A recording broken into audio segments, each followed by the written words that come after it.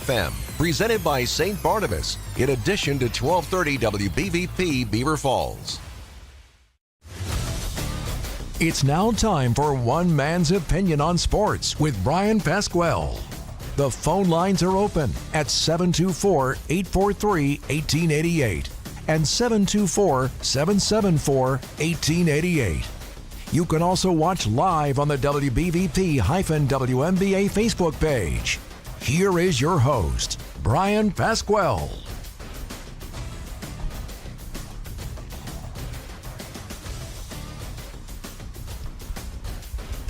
Happy New Year, everyone.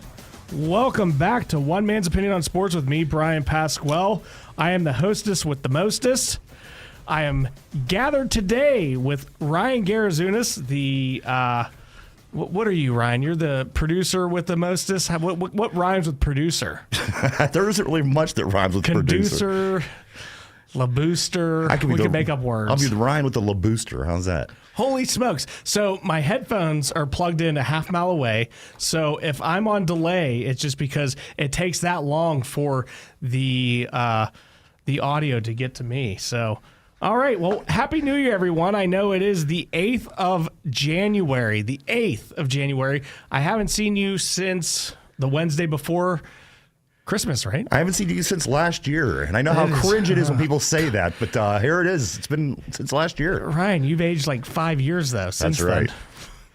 Hey, Christmas will do that to you. If nothing else, Christmas will do that to you. Okay, I can even turn this up or down. The knob's way over there, so I don't know. We got to figure this thing out here. We need some tech support on this side of the table.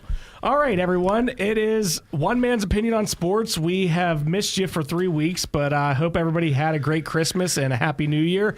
And I wish everybody, is everybody not drinking this month? Is that what I'm getting at here? I don't know. What do you mean, man? So the new thing with all the alcoholics is to not drink during January. Oh, wow. Yeah, it's like this whole month thing. They do weird things now. With the alcoholics or just just anybody?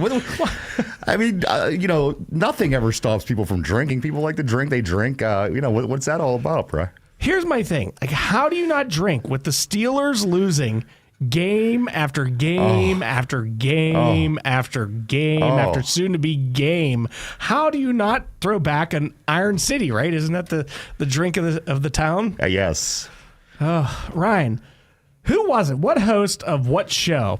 Quiz time. All right. Predicted that the Steelers would lose to the Eagles, the Ravens, the Chiefs, the Bengals, and then on the road to the Bills. I remember there was a host that predicted that.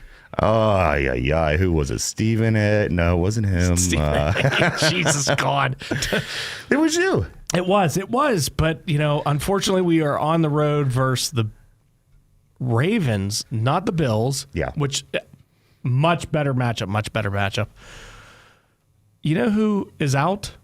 Oh, no. Who knows? Zay Flowers. Yes, I did see that. Zay Flowers. So you're saying there's a chance, Ryan. They're saying there's a chance. The way they were just chasing people around in the secondary in that Ravens game, Zay Flowers being one of them, the way they were chasing people around in the Bengals secondary, I guess if you're going to get any silver lining from anything, that having Zay Flowers out will certainly be one thing that works in our favor. Yes, that is huge. So Zay Flowers, I don't think they've officially put him out, but I think he's officially out, and they just don't want to say it, because that's, jockeying to, make the Steelers prepare for him, I guess. If I remember right, one of their other starting receivers, I think it was Aguilar, was out last time we faced him. So you see how, they were still able to impose their will with one of their starters being out.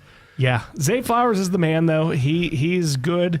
If he's out, you stop the run. And is there a chance? I think there is a chance.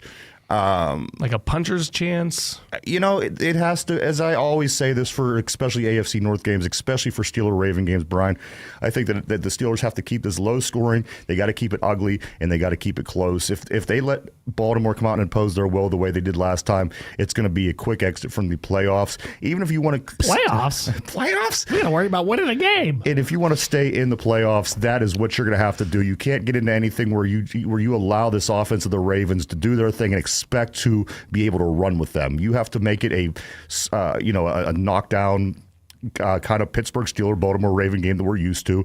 I think. Should we hope for snow? Like bad weather? Is that what we need to hope for? In the sense of the way that the Browns game went with us in Cleveland, I think that it may play to our advantage. If it's an uglier type game, those are the kind of games, especially with the way that the Ravens are playing their best football and the Steelers, unfortunately, are playing their worst football, and this is the worst possible time to play your worst football.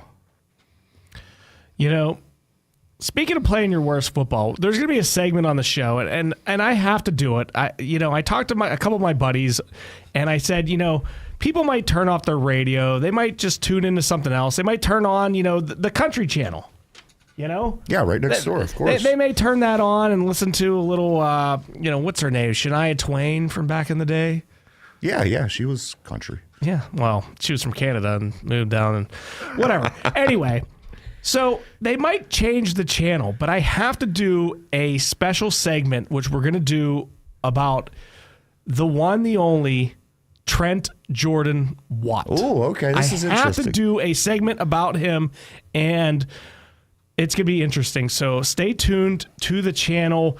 Don't turn it, but we will get into that at some point. And the thing is, Brian, if they would turn the channel, I don't know if it would be for any reason other than just, just disagreeing with what you're saying. But once you lay the numbers out there and you lay the argument out there, I think that, football fans will hear that and say, you know what, that is so true what you're saying.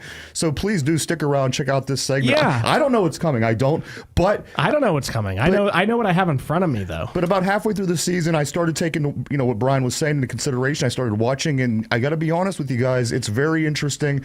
I think that you will find it interesting as well. Yeah, I mean, the Steelers, you blame Rooney. Right. You blame the general manager. You blame Tomlin. Then you start going down through the coaches.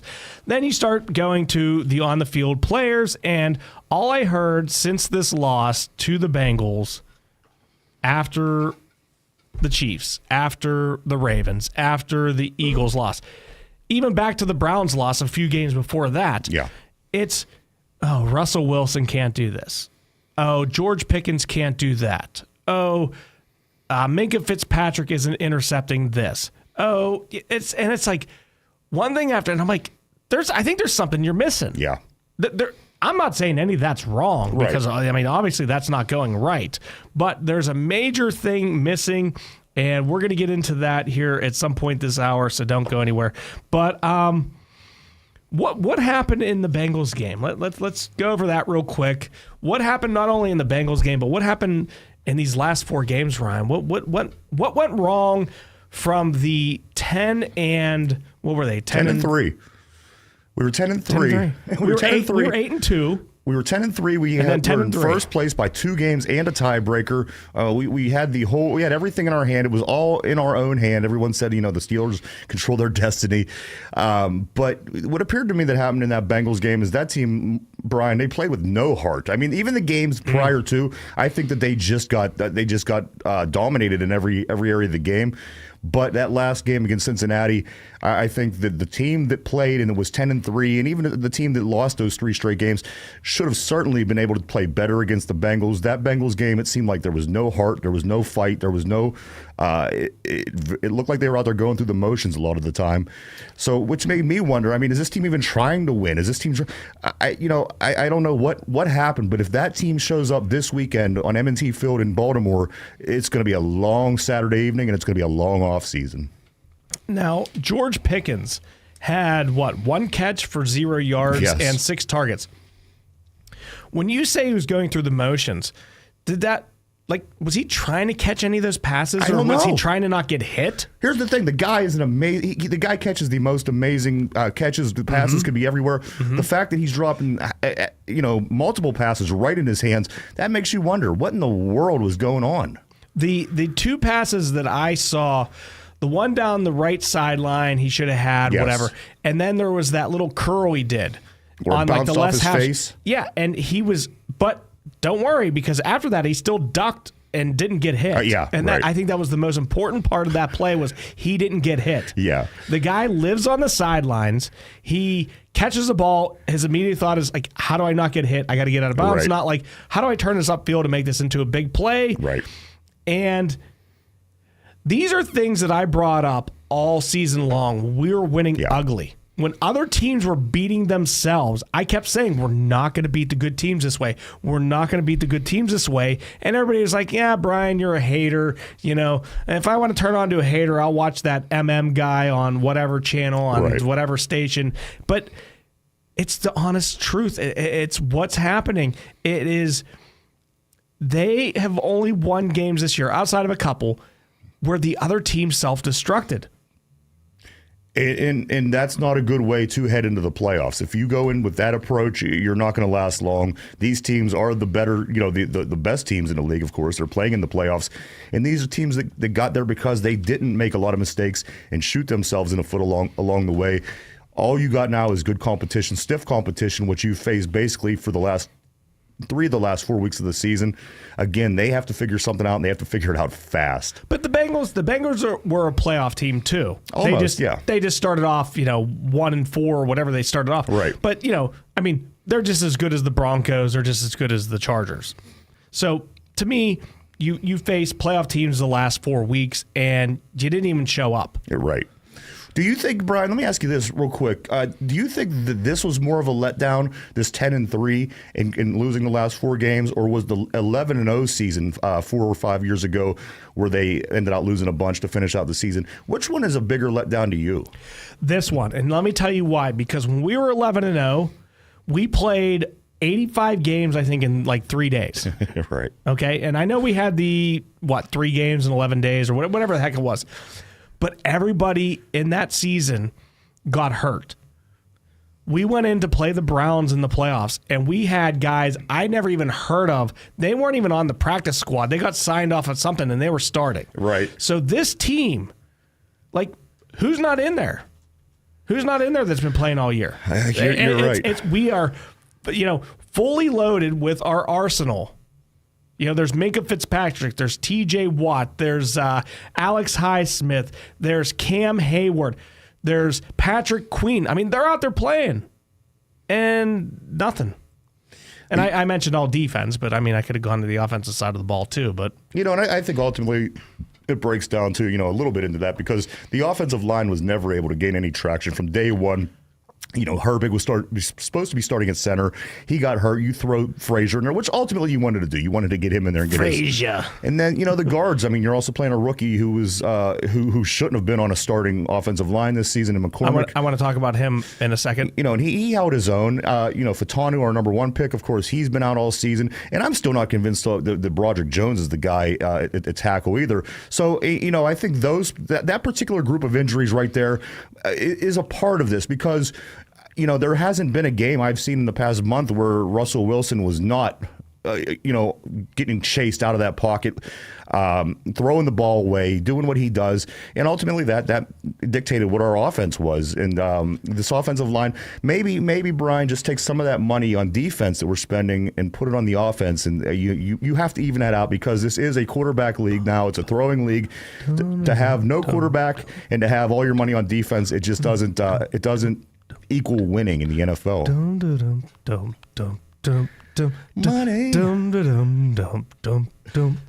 Money. Come on, Ryan. Yes, money. Money. We've spent no money on the offense, but we've gotten younger.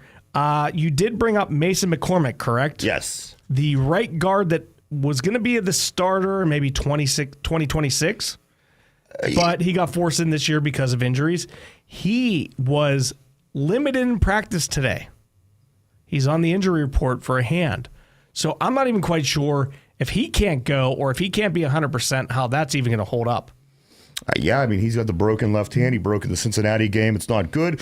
But again, for an offensive lineman who doesn't have to wing the ball around with that hand, I think you could throw a cast on that. What that does for confidence, what that does for, just his ability setting, I don't know. But it's not getting any prettier along the way. You're expecting and you're hoping for your team to be hitting the stride of playing your best football heading into January, and it's just not looking that way for the Steeler team. If they come out, and like I said, if they could somehow beat the Ravens as they did 8 of the last 10 times, keep it ugly, keep it low, keep it close, and beyond that, I think it's a big if beyond that. But if they would happen to play anybody who's a Baltimore or Kansas City, I just can't imagine. I can't imagine how this team could even stay in a game, let alone win a game. Well, what we're going to do when we come back, we're going to figure out who are the favored teams to get to the Super Bowl and win it whenever we come back. You guys have been listening to WBVP 99.3 FM and 1230 AM. We'll be right back to One Man's Opinion on Sports. Oh my goodness, Amy, it's so good to see you. Jennifer, how are you? I'm fine. How are you? Is your mom doing any better? Thank you for asking. I don't know if I can answer without being emotional. I'm sorry. I'm just tired and worried. I can't always be there for her, and it's so stressful. I really understand. That's how I was with my dad. I'd recommend calling St. Barnabas. We did. We started with just having them come in for home care. He was so excited to see them show up. And when he needed more, we were able to move him in at Beaver Meadows, where he still has his own home-like space and excellent care. Thanks for telling me that. I don't even know how to start, but I have to do something. Oh, you can just give St. Barnabas a call. They have directors that can explain how it all works. Trust me, you'll feel so much better, and so will your mom. I'm so glad I ran into you. Visit stbarnabashealthsystem.com or call 724-443-0700 for care apart from the ordinary.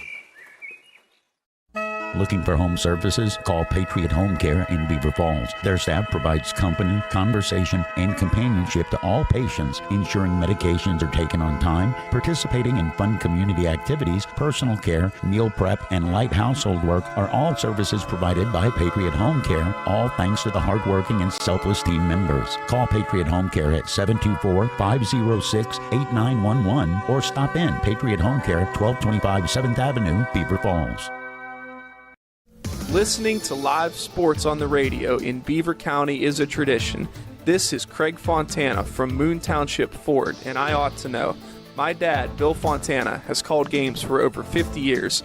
Beaver County people know a good call when they hear one, and the best call you can make is to buy your next new or used vehicle at Moon Township Ford.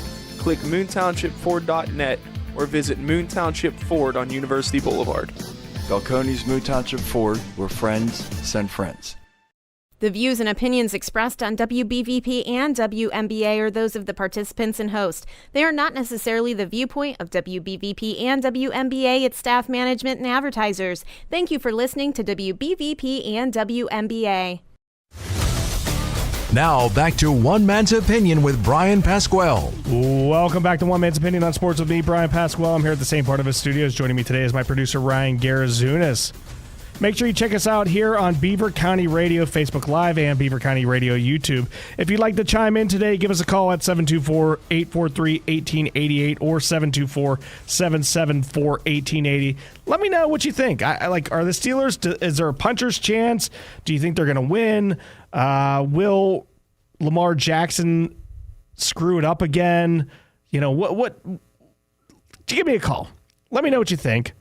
It's been a brutal 4 games. I know, but maybe there's some light at the end of the tunnel here. Maybe there's not. Ryan, here, let me do my official and isn't read this a here. shame, Brian, because we're waiting on, I mean, that you're not in good shape when you hope that the opposing quarterback screws up, or you hope that he does one of the things that he's done in the past, maybe throw an untimely interception. But this is where we're at as a team and fans, and that's not a good sign. Yeah, hasn't that been the saying? Like, we're going to beat the Ravens, we're going to win the division because we always beat the Ravens, right. but then we stink. So let's figure it out here. So there is 14 teams in the playoffs. Is that right, Ryan? Yes. 14 teams. If you had to guess, out of the 14 teams, what does Vegas think of the Steelers winning the Super Bowl? Out of the 14 teams, if you had to rank them 1 to 14, where would the Steelers end up? I would say at the very bottom. Yes, 16th. You 16 out of 14? 16 out of 14. The Bengals have a higher percentage chance of getting in and winning the Super Bowl than the Steelers. Oh, that sure isn't good. God. So the Lions are a plus 280. Then you have the Chiefs at 350. And then, surprisingly, not the Bills, not the Eagles. You have the Ravens at plus 600. Somehow, the Baltimore Ravens are the third team to win the Super Bowl, according to Vegas. Then you have the Bills, the Eagles, the Vikings, the Packers, the Buccaneers, Chargers, Commanders, Rams, Broncos, Texans, Oilers. What are the European teams? The London somethings. The Galaxy. Yeah, the Galaxies. The German. What were they? The Nazis. Whatever they were. They're all ahead of the Steelers. And then you have the Oakland Raiders, and then you have the Los Angeles Raiders, and then finally, down at the bottom, you have your Pittsburgh Steelers at plus 9,000. 9,000. Yes, European NFL teams are ranked ahead of the Pittsburgh Steelers to win the Super Bowl this year. I tell you what, if you would spend money to bet on the Steelers and they would win, you'd be happy. Right, but that's not happening. I mean, yeah, $100. Like, all right, you're a gazillionaire. Yeah. But at the same time, hold on, carry them one. 90,000. Does that sound right? Whatever it is, let's go down and we're going to put in a couple bucks on this one, Brian. Good Lord. What, like, how did they have destiny in their own hands? They were 8-2. All they had to do was win out, and all they did was pretty much lose out. Yeah. What happened, Ryan? I got to be honest with you. You know, the whole entire season, I really felt that, okay, we beat Denver early. We beat the Chargers early, who are ultimately their playoff teams. Atlanta was almost a playoff team. We beat them early. And we got really confident in this team, and we thought, you know what, these guys could run with anybody. Now, what happened was when we came to play the teams in the upper echelon, your Philadelphia, your who else? The Kansas City, Chiefs, Baltimore. That's when we got a taste of what it is the Steeler team was. I mean, you go back and you watch the game against the Chargers. I think we won that by 6-7 points. We won the game against Denver by a touchdown or less. So, you know, we fall in that middle area where a lot of these teams fall, but there's only space up top for about 4 teams, and that's the 4 teams that are up there. It's Philadelphia, it's Detroit, it's Kansas City, and Buffalo. And until you are able to... What about Minnesota? Does Minnesota have a chance? I know the Lions kind of beat them up the last game, but I want to say this: I like Minnesota, and I would like for them to be in the Super Bowl. I just don't know if, when it comes down to it, when they play Detroit, and then if they beat Detroit, what's the chances they could beat Philadelphia? And if they beat Philly, what's the chances they could beat one of these AFC powerhouses? I just don't know about Minnesota yet. I think they're better than we are, but I don't know if they're that upper echelon. Well, according to Las Vegas, even there's soccer teams from Brazil that are better, that have a better chance of winning the Super Bowl than the Steelers. Right. Pele's making a big comeback, I hear, down in Brazil. Once the Pirates pass us, then it's time to worry. Listen, that's not happening. I don't care how bad the Steelers are. The Pirates are not passing them. Although, you know, a funny stat, since the Steelers lost the Super Bowl, the Pirates have just as many playoff wins as the Steelers. Oh. I mean, if you're counting playing games, because the Reds game has to count. It's postseason. We had 2 versus the Cardinals. Yeah. And then we went 1, 2, 3, 4, 0-5. It sounds like the Steelers. They're going to be 0-5, right? Yeah. Three wins. So we make fun of the Pirates all the time, but maybe the Steelers should be the new butt of the jokes. See, I just pretend that the Pittsburgh Pirates are the Tampa Bay Buccaneers because we always call them the Bucks. Right. So, like, I'm just a Bucks fan because, you know, I just pretend it's the Pirates, right? That makes sense. That makes sense. Yeah, it makes total sense. Their uniforms look identical. No, I don't know identical. This. I don't know this, Brian. I do. I've heard this, if this is true, if it's not true, but I heard that also Baltimore kind of, they're on a, they won in 2000. They won in the 2012 season, and now this is the 2024 season. Now the Super Bowls they won in 2000 and 2012 were both by 28-year-old quarterbacks, and right now Lamar Jackson is a 28-year-old quarterback. Trent Dilfer, Joe Flacco, and now Lamar Jackson will all be 28 on those particular years. So if you believe in that kind of stuff, it really sets up for the Baltimore Ravens to win the Super Bowl if it goes according to that.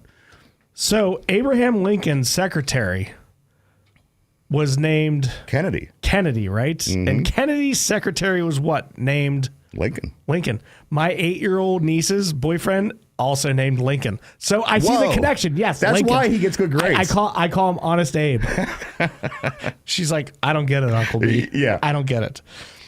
So you're saying that Lamar Jackson's going to the Super Bowl? And I'm winning not it? saying that. I'm just every saying 12 that years, there is a a pattern. 28-year-old Baltimore Raven.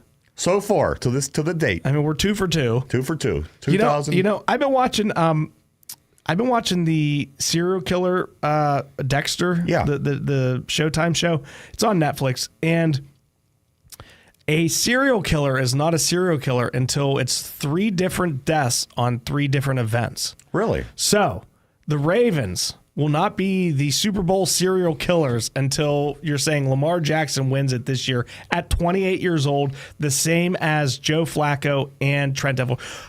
Could there be any? All right, let's just say they win. Could there be any worse 3 quarterbacks to win Super Bowls? They certainly aren't the greats, are they? No. But one other thing, though, if you remember back when we played the Packers in our last Super Bowl, we played in. Yes, I remember they were vividly. Black and Yellow. That song was out that year. They were in a pattern as well, because that was Rodgers. He was the same age that Brett Favre was when he won his in the 90s, and Bart Starr when he won his first Super Bowl back in the day. Who did the Packers beat when Brett Favre was there? New England. 35-21, I'm thinking. The New England Patriots. And then Desmond Howard. Who was the quarterback for the Patriots? Was it Bledsoe? Or was that before that? No, that was a Bledsoe, yes. Okay. Drew Bledsoe. Okay. All right. Just trying to remember my history. How creepy was that Brett Favre thing with the YouTube video?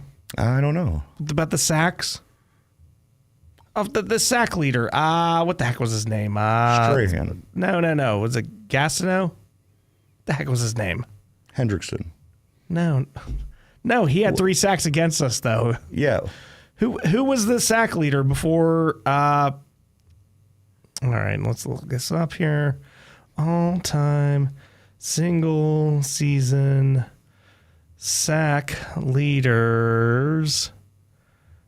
Tick. Wasn't Jared? Mark Gastineau. Yes, Mark Gastineau had 22 sacks. That's who it was, Mark Gastineau. I'm like, I was. You haven't seen the video? No. He went to like a meet and greet with Brett Favre or something, and Gastineau walks up to him and says like he ruined his life, and breaks down in tears. And I thought they were going to fight at first, and then Gastineau just breaks down. Is this recent? Yeah, like a month ago. Wow, no, I haven't even seen that. Really? No. Really? Well, maybe we'll bring it up at the break here. But so basically Mark Gastineau said that like Brett Favre ruined his life because Brett Favre fell during the said 22 and a half or whatever sack or whatever it was that TJ Watt tied, which was pretty illegitimate. Okay. Anyway, so Gastineau had this huge breakdown at like 60-some years old. Really? Yes. Wow, I didn't hear anything about that. We gotta Google this. Ryan, take it home. We're gonna send this over to you. Blah blah blah blah blah. So at 60-some years old, why is he still holding on to this? Like, does he have CTE maybe? That's bizarre. I don't know. I haven't seen that. I'm gonna have to pull this up. Or you couldn't like walk on to be like, you dirty son of a gun, right, and then shake his hand and be like, yeah, that sucks. But dude, like you're hanging on to this 22 sacks. Wow. Yes, Mark Gastineau. It's sad. It's sad. Single-minded. All right, so we have a couple minutes here. Let's talk playoff schedule. I have a question for you, Ryan. All right. Does anything sound odd about this? Saturday at 4:30, the Chargers are at the Texans. Saturday at 8 o'clock, the Pittsburgh Steelers are at the Baltimore Ravens. Sunday at 1 p.m., the Broncos are at the Bills. Then Sunday at 4:30, the Packers are at the Eagles. Sunday night, the Commanders are at the Buccaneers. And then Monday night, the Vikings are at the Rams at 8 o'clock. Anything sound odd to you? I find it odd that we had about 1 million Saturday games in the past month, but besides for that, we're a college team. Like that's right. We're entering the Big East, I think, next year. We're going to play the Hoyas in basketball. Right. Why are the AFC teams all playing first and then the NFC teams are playing second? That is weird. Yeah, I don't. They usually mix it up a little bit. Shouldn't it go like every other, or close to it, or at least 2-1, 2-1, or 1-2? Something. Yeah, that's odd. Yeah. The Chargers, the Texans, the Steelers, the Ravens, the Broncos, and the Bills are all played first. Then you have the NFC, Packers, Eagles, Commanders, Buccaneers, Vikings, and Rams. And why aren't they playing on Monday night? You know what? That's a good question, but they did that last year, and I got to be me for one. I like it. I know that there's a lot of people. Money. I know that there's a lot of people that dislike it that I've talked to, but I like it. I like the extra day of football, especially being meaningful football.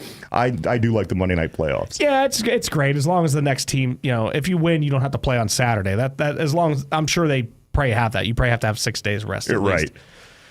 All right, so the Lions and the Chiefs are sitting at home, and they're going, who do we want to play? Who do we want to play? I know for me that my Buffalo Bills buddy, Dan, is rooting for the Steelers to win because he'd really like to see the Steelers in the second round. Oh, jeez. Because he just thinks that's a cupcake. Oh, absolutely is. I don't blame him one bit. Not one bit. Cupcakes. All right, listen, here's what I want to get to. I want to derail from the NFL when we come back. I do want to talk about college real quick. There's a couple things going on. Ohio State, West Virginia, Penn State. I got a couple things to talk about with all of them. So when we come back, we are going to get into some college stuff. You've been listening to WBVP 99.3 FM and 1230 AM. We'll be right back to One Man's Opinion on Sports. Make your dream of a college degree a reality at Community College of Beaver County. CCBC offers 10 pathways to success, including health sciences, criminal justice, industrial technology, business, and more. Start at CCBC and finish your career or get transfer ready, all at a realistic cost. Enroll today, ccbc.edu. Tri-State Sporting Arms on Main Street in New Brighton is now open. Stop in and explore their extensive selection of high-quality firearms, pistols, and accessories. Tri-State Sporting Arms also pays top dollar for used firearms. Their experienced and highly trained staff is here to assist you in selecting the right firearm for you. Stop on down to Beaver County's newest firearms store, Tri-State Sporting Arms, at 807 3rd Avenue, New Brighton, or check them out on Facebook. Geneva College is glad to call Beaver County home. As your neighbor for 144 years, we know how important it is to have education that fits your busy life. Geneva offers graduate programs both online and on campus, giving you the flexibility to learn on your schedule. Designed for working adults, our Christ-centered programs help you grow in your career while staying connected to the community that you love. Take the next step today. Visit geneva.edu/graduate to explore your options and apply now. When you talk about community involvement and safety, the name Fry stands at the forefront in Beaver County. Fry Transportation's mission is to continue to raise the bar as the gold standard in their industry by providing the safest, most reliable, and cost-efficient transportation service in Beaver County through their strong relationships with their communities, best-in-their-class drivers, equipment, and technology. There's nothing more important than the safety of their students, employees, and community members. Fry Transportation, where the quality of their organization is characterized by the makeup of the individual behind the wheel. The views and opinions expressed on WBVP and WMBA are those of the participants and host. They are not necessarily the viewpoint of WBVP and WMBA, its staff, management, and advertisers. Thank you for listening to WBVP and WMBA. Now back to One Man's Opinion with Bryan Pasquale. Welcome back to One Man's Opinion on Sports with me, Bryan Pasquale. I'm here at the St. Barnabas Studios. Joining me today is my producer, Ryan Garazunas. Make sure you check us out on Beaver County Radio, Facebook Live, and Beaver County Radio YouTube. If you'd like to chime in today, please give us a call at 724-843-1888 and 724-774-1888. We do have something. Yeah, just a finger up. Ryan gave me a finger. Just like the magic genie, the magic lamp. We talked a little bit about gambling a little bit in that last segment of how. Yes. It's just like rubbing the lamp. Sure enough, we mentioned it right here on the line is our very special anonymous gambler. Welcome to the show, anonymous gambler. Did you get an itch? Did we talk about gambling and you were like, I got to put in my parlay? Well, no, I have to tell everyone this future bet for the 2025 season, okay?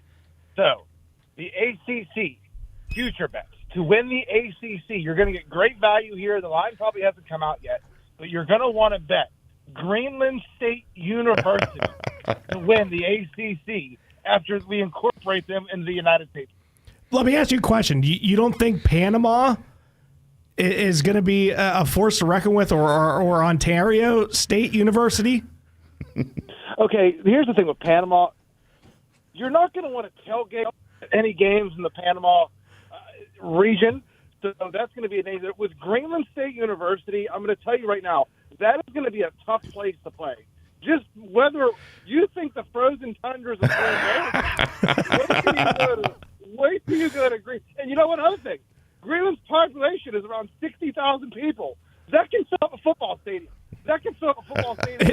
And you could steal everybody's products from their home, because to fill the stadium, their population would all need to be in the stadium at one time. Every person. I have to say this.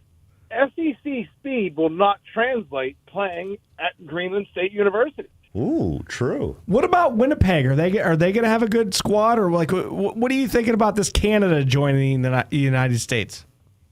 No, that's too many people. We could absorb Greenland and their population of 60,000. All them Canada people, I think, would just make us even softer. Let me ask you. Can you imagine being one of the? Go ahead. Can you imagine being one of the crazy people that left this country to escape Trumpism and went to Canada, and now then we absorbed you back? Oh, poor Rosie O'Donnell. Like the Anne Frank thing, where they fled to Denmark, and the next thing you know, the Nazis are in Denmark. Let me ask you this, okay? Because I heard, I was watching Fox News the other night, and, they had a couple guys on from Canada, and they were saying, like, hey, we'd be interested in absorbing Washington, Oregon, and California. And my response was, and I know they couldn't hear me, but I was like, sold. I don't care what the deal is. Sold. You can have them. We'll give you all three. I don't even care what we're getting back. You give me a bag of peanuts. Yeah, listen. Canada can't even win a Stanley Cup, and you think they're none of that. It's all a pipe dream. All right, Sidney Crosby, earmuffs, because I know you listen to the show all the time. Earmuffs, Sidney. All right, Gambler. What was the purpose of the call, actually? Racism in the NFL. Okay. Ooh, interesting. I'm interested. Antonio Pierce. He had a so-so season, but he only had 1 year, one season, one full season, no quarterback. I think he had 8 different quarterbacks. One of them looked like someone that was playing David Carr in a movie about David Carr or something.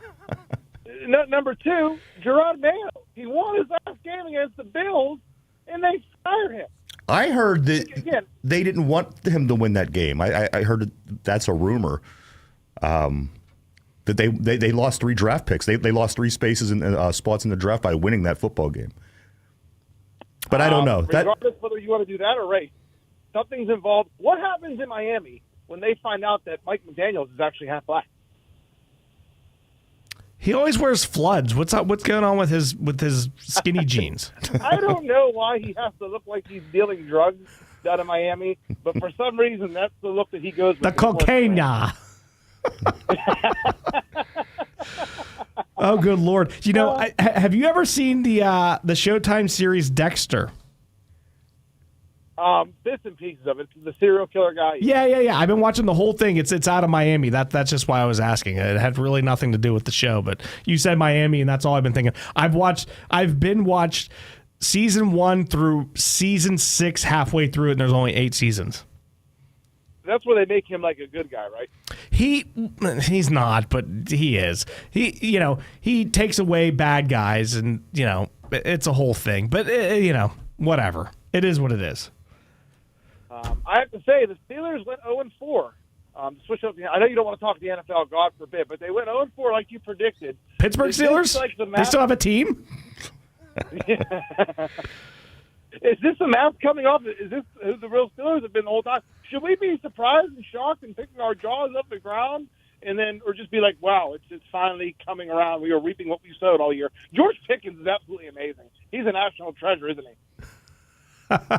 Well, stick around to the 5 o'clock hour, because we're going to talk about the national treasure that everybody loves, that is just absolutely atrocious and detrimental to the team, but nobody else will talk about it but me, and then probably everybody will switch their channels at 5 o'clock. But we're going to do that at the 5 o'clock hour. I think the thing that really had my mouth hanging wide open was the fact that Brian had given earlier, that the Pirates have the same amount of playoff wins since the Steelers played in the Super Bowl as the Steelers do. Yeah, versus the Packers. That is, we laugh at one team and we praise the other, and they have the same exact amount of playoff wins in the same amount of time. Let me ask you, Gambler, do you bet on the Pirates to win the World Series every year? Is that how bad your gambling has gone? Look, I never just throw away money just to throw it away, guys.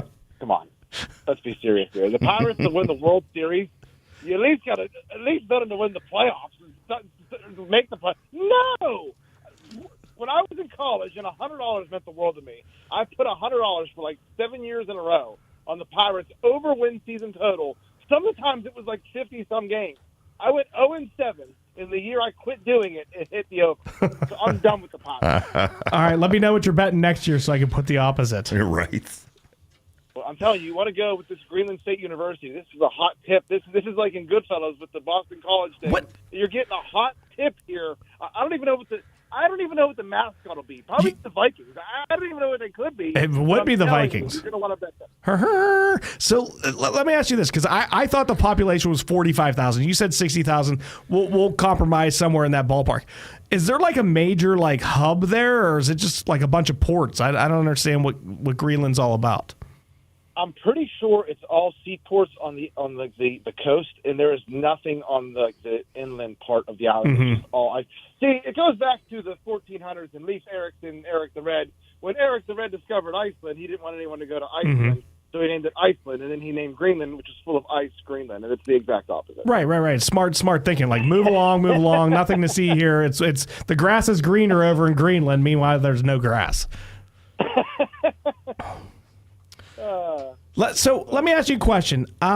It is the 8th of January. What are you doing on the 20th of January? Are you working? Are you having a party? Are you sulking? Like, are you dyeing your hair pink or blue and crying and screaming? What is your plan on January 20th? I think it'd be really cool to see like an anesthesiologist on like if there's some way you could just put me out for just 24 straight hours and just wake up and just have everyone else tell me what happened and just go secondhand info off it. But there's so much that day. There's the inauguration. There's the college football playoff championship. There's too much going on that day. My head may explode.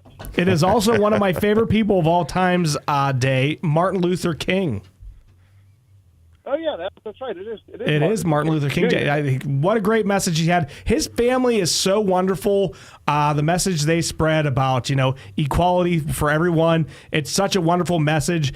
The Democrats try to run with it, and obviously, they're idiots, and they're like, no, we're like Republican. Yeah, I wonder what meeting it was at where the Democrats said, we got this great message of civil rights and peace and peaceful protests. Let's just throw all that to the side and just burn down cities, and we'll still do it in the names of Martin Luther King and Black Lives Matter, but we'll set fire. Right. Anyway, it's a sports show. Kind of getting off topic. This is an everything show. This is a worldwide leader in everything show. I just can't get my mind off every Saturday during college football season watching the Ice Bowl from the 60s Cowboys game every Saturday with Greenland State University. Did they have a city? Or is it like doesn't matter if they have. Listen, we will population 1,200? We will make a city. All right, so we're supposed to go up there and freeze?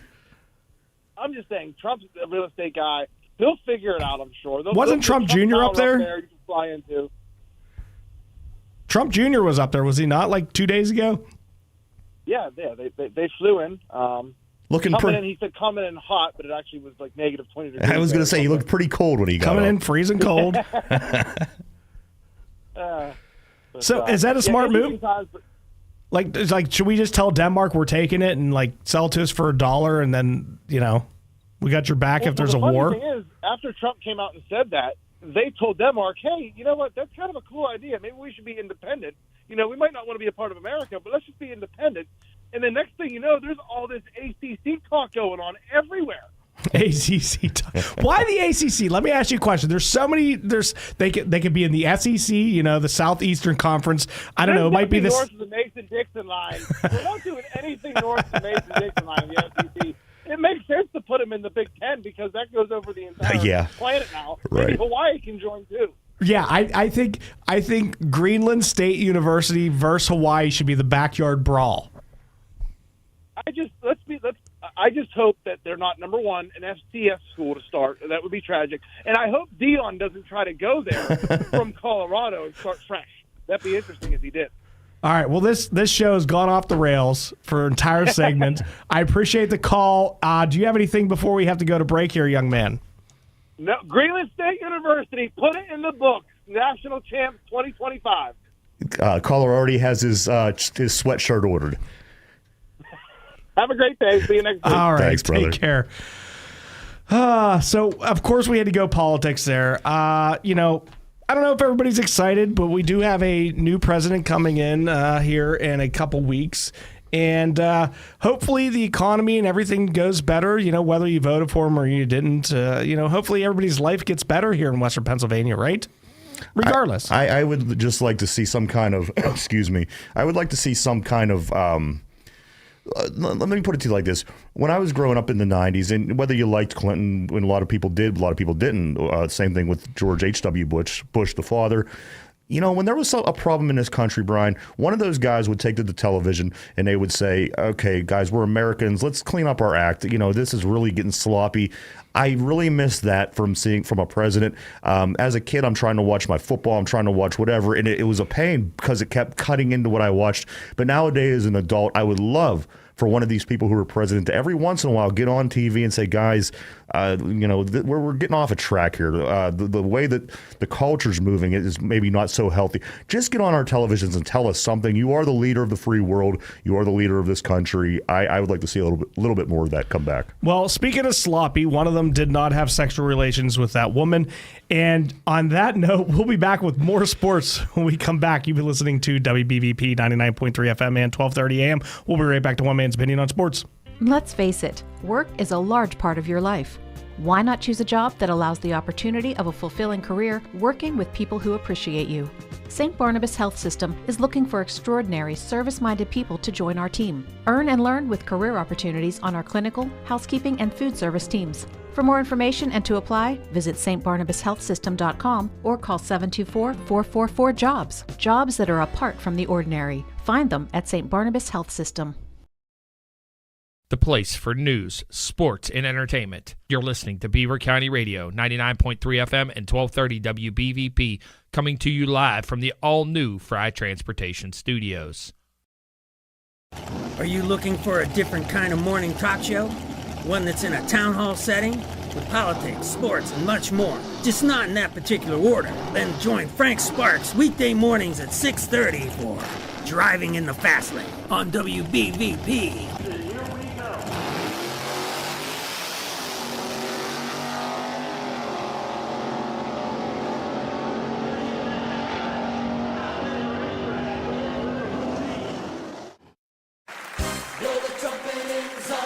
It's time to wake up, Beaver Valley, with Pastor David Grove from the Church of the Redeemed of Beaver Valley. Tune in to Beaver County Radio this and every Saturday from 9 to 10 a.m. It's time to wake up and turn our hearts back to Jesus Christ. So wake up early this Saturday and tune in to Wake Up Beaver Valley from 9 until 10 a.m. right here on Beaver County Radio.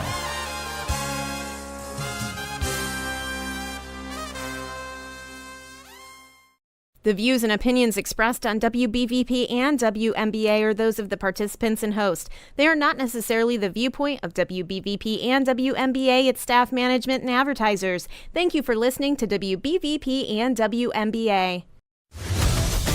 Now back to One Man's Opinion with Bryan Pasquale. Welcome back to One Man's Opinion on Sports with me, Bryan Pasquale. I'm here at the St. Barnabas Studios. Joining me today is my producer, Ryan Garazunas. You can check him out alongside co-host Mike Mueller every Monday through Friday from 11 a.m. till noon on YouTube. Search the Two Dumb Yinzers. They talk Steelers, Pirates, Penguins, and much, much more. Also, make sure you check us out here on Beaver County Radio, Facebook Live, and Beaver County Radio YouTube.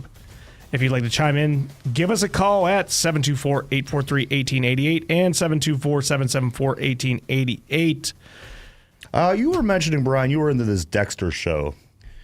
I also got myself a kick over the holiday season. Do you remember the show Sanford and Son? Yes. With Red Fox, and I am just addicted. They have this on late night, and they have marathons. And Is I that watch like Nickelodeon? Oh, geez, I don't. Or are you like watching YouTube? It's like a TV land, something, one of these channels. Yeah. But you know what? Every night I just get addicted for 2 hours at least with this. What are they, like 30-minute little quick shows? Yeah. And they're It's probably a like sitcom. 25 minutes. Yeah. The comedy from Red Fox I think is so underrated. A lot of times people mention these great comedians. Red Fox, he is up there. That show, I laugh, man. Truly yeah, funny. I'll have to check it out. I mean, I've seen so many clips over the years. I think it's hilarious. So I could get in. His wife getting on him, like that's great. It's great comedy. It's a whole thing, man. Yeah, and then he's always yelling at his son, and it is what it is. Good show, great show. What about the show coming up here in Morgantown, West Virginia next year with Rich Rodriguez being hired, Ryan? What are your thoughts on that? I was waiting to hear from you because I was interested because they brought back Coach Rodriguez, and I didn't know why they made that move and how that's going to affect this team. Do you remember when he left because he thought Michigan was a better job and then it didn't work out there for him? What happened, and maybe you could fuel my memory here, but there was something that happened. There was a specific game or something that happened that Rich Rodriguez left town in 2007 after this game. Was that the famous 13-9? The West Virginia University Mountaineers were favored by 28.5 points. Yeah. 28.5 points. Pat McAfee, the PMS show. What is that called?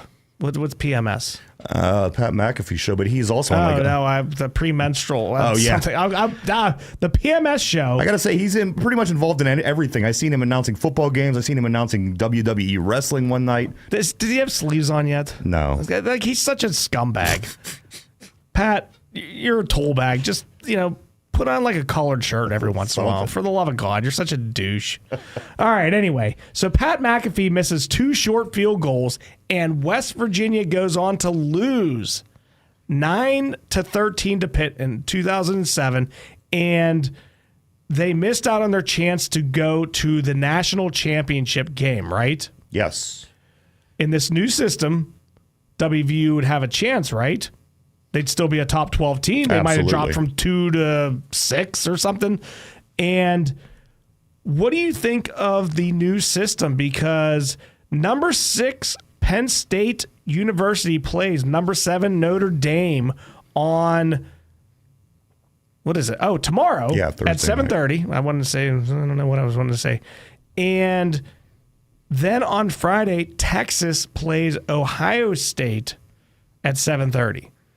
None of those teams, I don't think, would have had a chance to be the national champion, and they're the only 4 teams left, and one of them is going to be the national champion.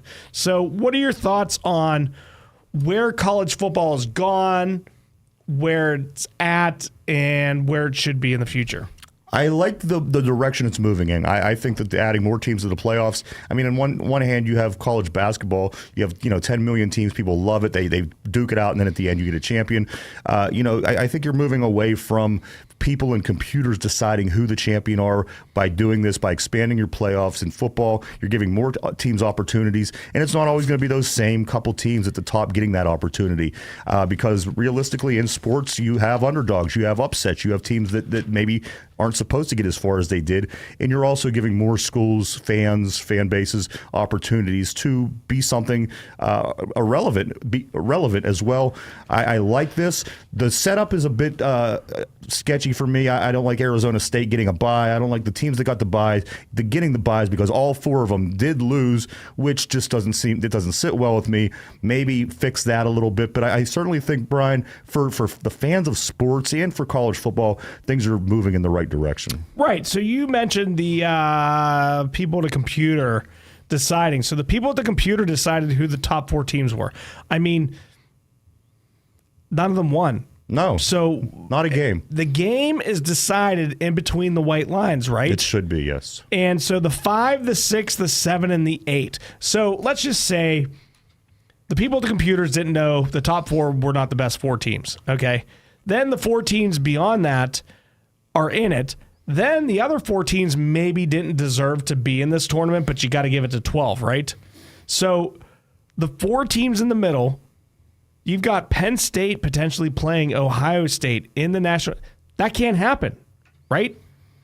Like if in the old way, you couldn't have two teams from the same conference in the national championship game, right? Like that's not going to happen. In the old way, you're absolutely right. But when it comes down to putting the helmet, putting hats on hats and playing the game in between the lines, I think that's part of the beauty of it. If it just so happens to be Penn State and Ohio State, which I'm not a fan of either one of these teams, I still think that's cool because now you have an opportunity for something to happen because it played out that way, not because it was set up a certain way or that's the way people think that it should go. I think that the game should be all between the white lines. And the fact of the matter is, if it's Penn State or Ohio State, or next year if it's Clemson and somebody from the ACC, that's just how it boils down because it happened between the lines, and I'm totally fine with that. Did you see the Texas versus Arizona State game and the whole field goal debacle? I bits and pieces, yeah. So, I don't know. Arizona State could have won, and they kicked the field goal and it bounced and went in, and they said it wasn't a good field goal, and then they went on to lose in extra innings. Yeah.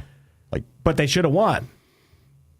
Because the field goal bounced and went over the bar. Like, I guess, how do the referees not know that rule? Like, even if they were like, no, and some guy's like, wait a minute, hold on, let me make a call. Like, hey, can it bounce in? Like, how is that not like... Right. We have timeouts, commercials for everything. How can they not say, hey, it bounced and went in. Can we check and see if that's a legitimate field goal? I don't know every rule in the book. How do they not check that? Again, to be honest with you, Brian, that wasn't a game that I watched closely. I know the situation you're talking about. I didn't watch the whole overtime thing play out, but I'm not real sure on the Texas and Arizona State game. They're in it anyway. Are you going to root for Notre Dame and Texas then?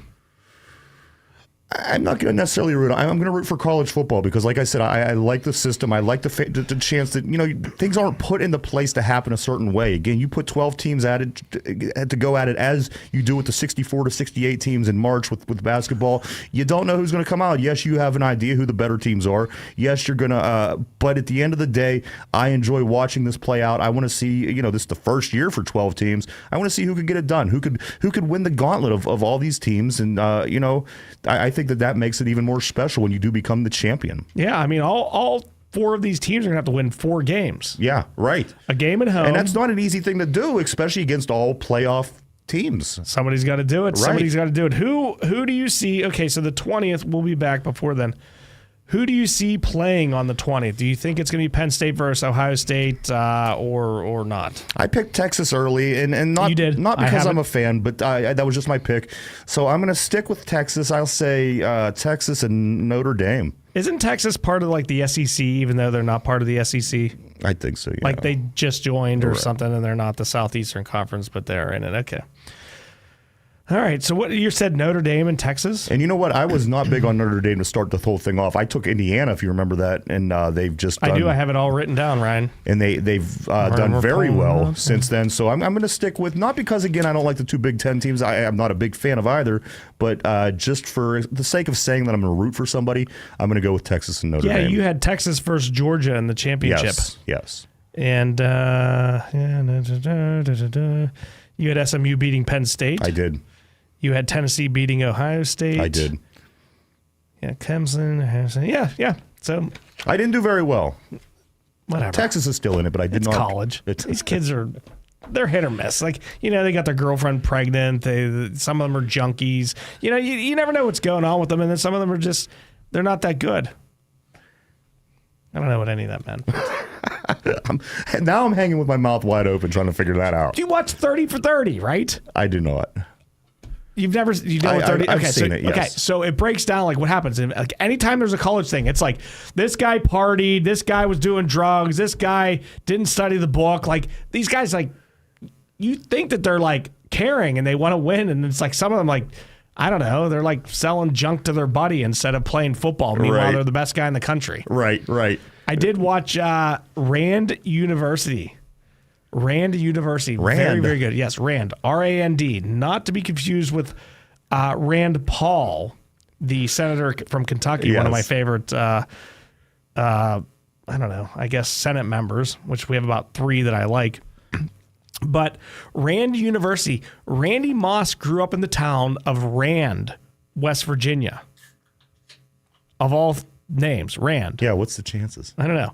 And it talked about how, all the things that I knew just because, I watched him play in college, so I kind of like followed his career and looked all this stuff up. But, he got recruited by Lou Holtz to go play Notre Dame. He ends up beating up somebody, or a friend of his beat up somebody, and he kind of maybe like didn't stop it or whatever the thing was. It was over race, white kid, they're in West Virginia, and this is, whatever. And so he had to serve like 30 days in jail, and then he couldn't go to Notre Dame because the president of Notre Dame was like, no, we can't have this guy come here because he beat somebody up or whatever. So then he went to Florida State, and he redshirted, and he has the second fastest 40 time in Florida State's history to Deion Sanders.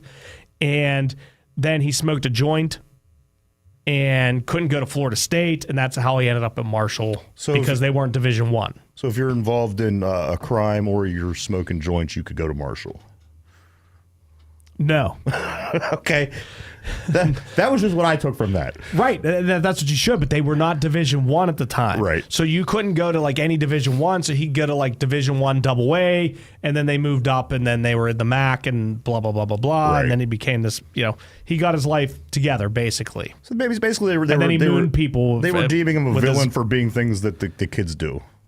Dude, like the way they treated him back then, it's like, oh my God, these kids are coddled now because they get away with everything and they still get whatever they want. Right. Yeah. So, and I think a lot of it had to do with, well, let's just say West Virginia is not very diverse. Right. And Randy Moss is a black gentleman. Right. And the way he was treated down there is, honestly, it was the 90s, but think back, the civil rights only came around in the 1960s. Yeah, so, like, right. if you're a couple decades behind, Alabama, West Virginia, I'm not mentioning any states here at all, but it is what it is, and he was probably treated a little differently. Even if overall society, mended, you still have those pockets of resistance of people, Right. So I think, and that was the whole thing, is he probably got the short end of the stick for every known reason, and but he ended up, doing what he did, and he mooned the Green Bay Packers fans. That's right.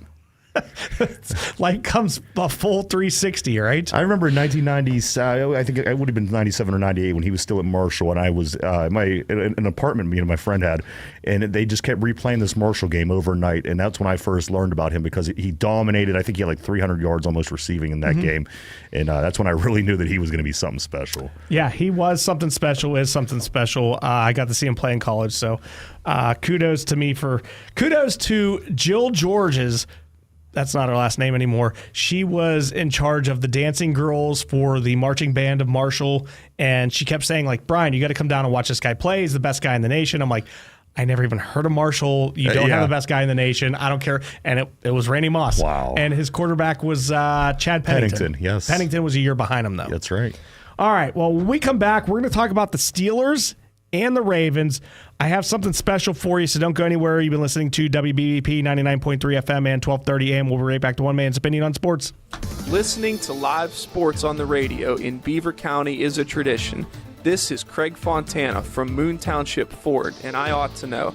My dad, Bill Fontana, has called games for over 50 years.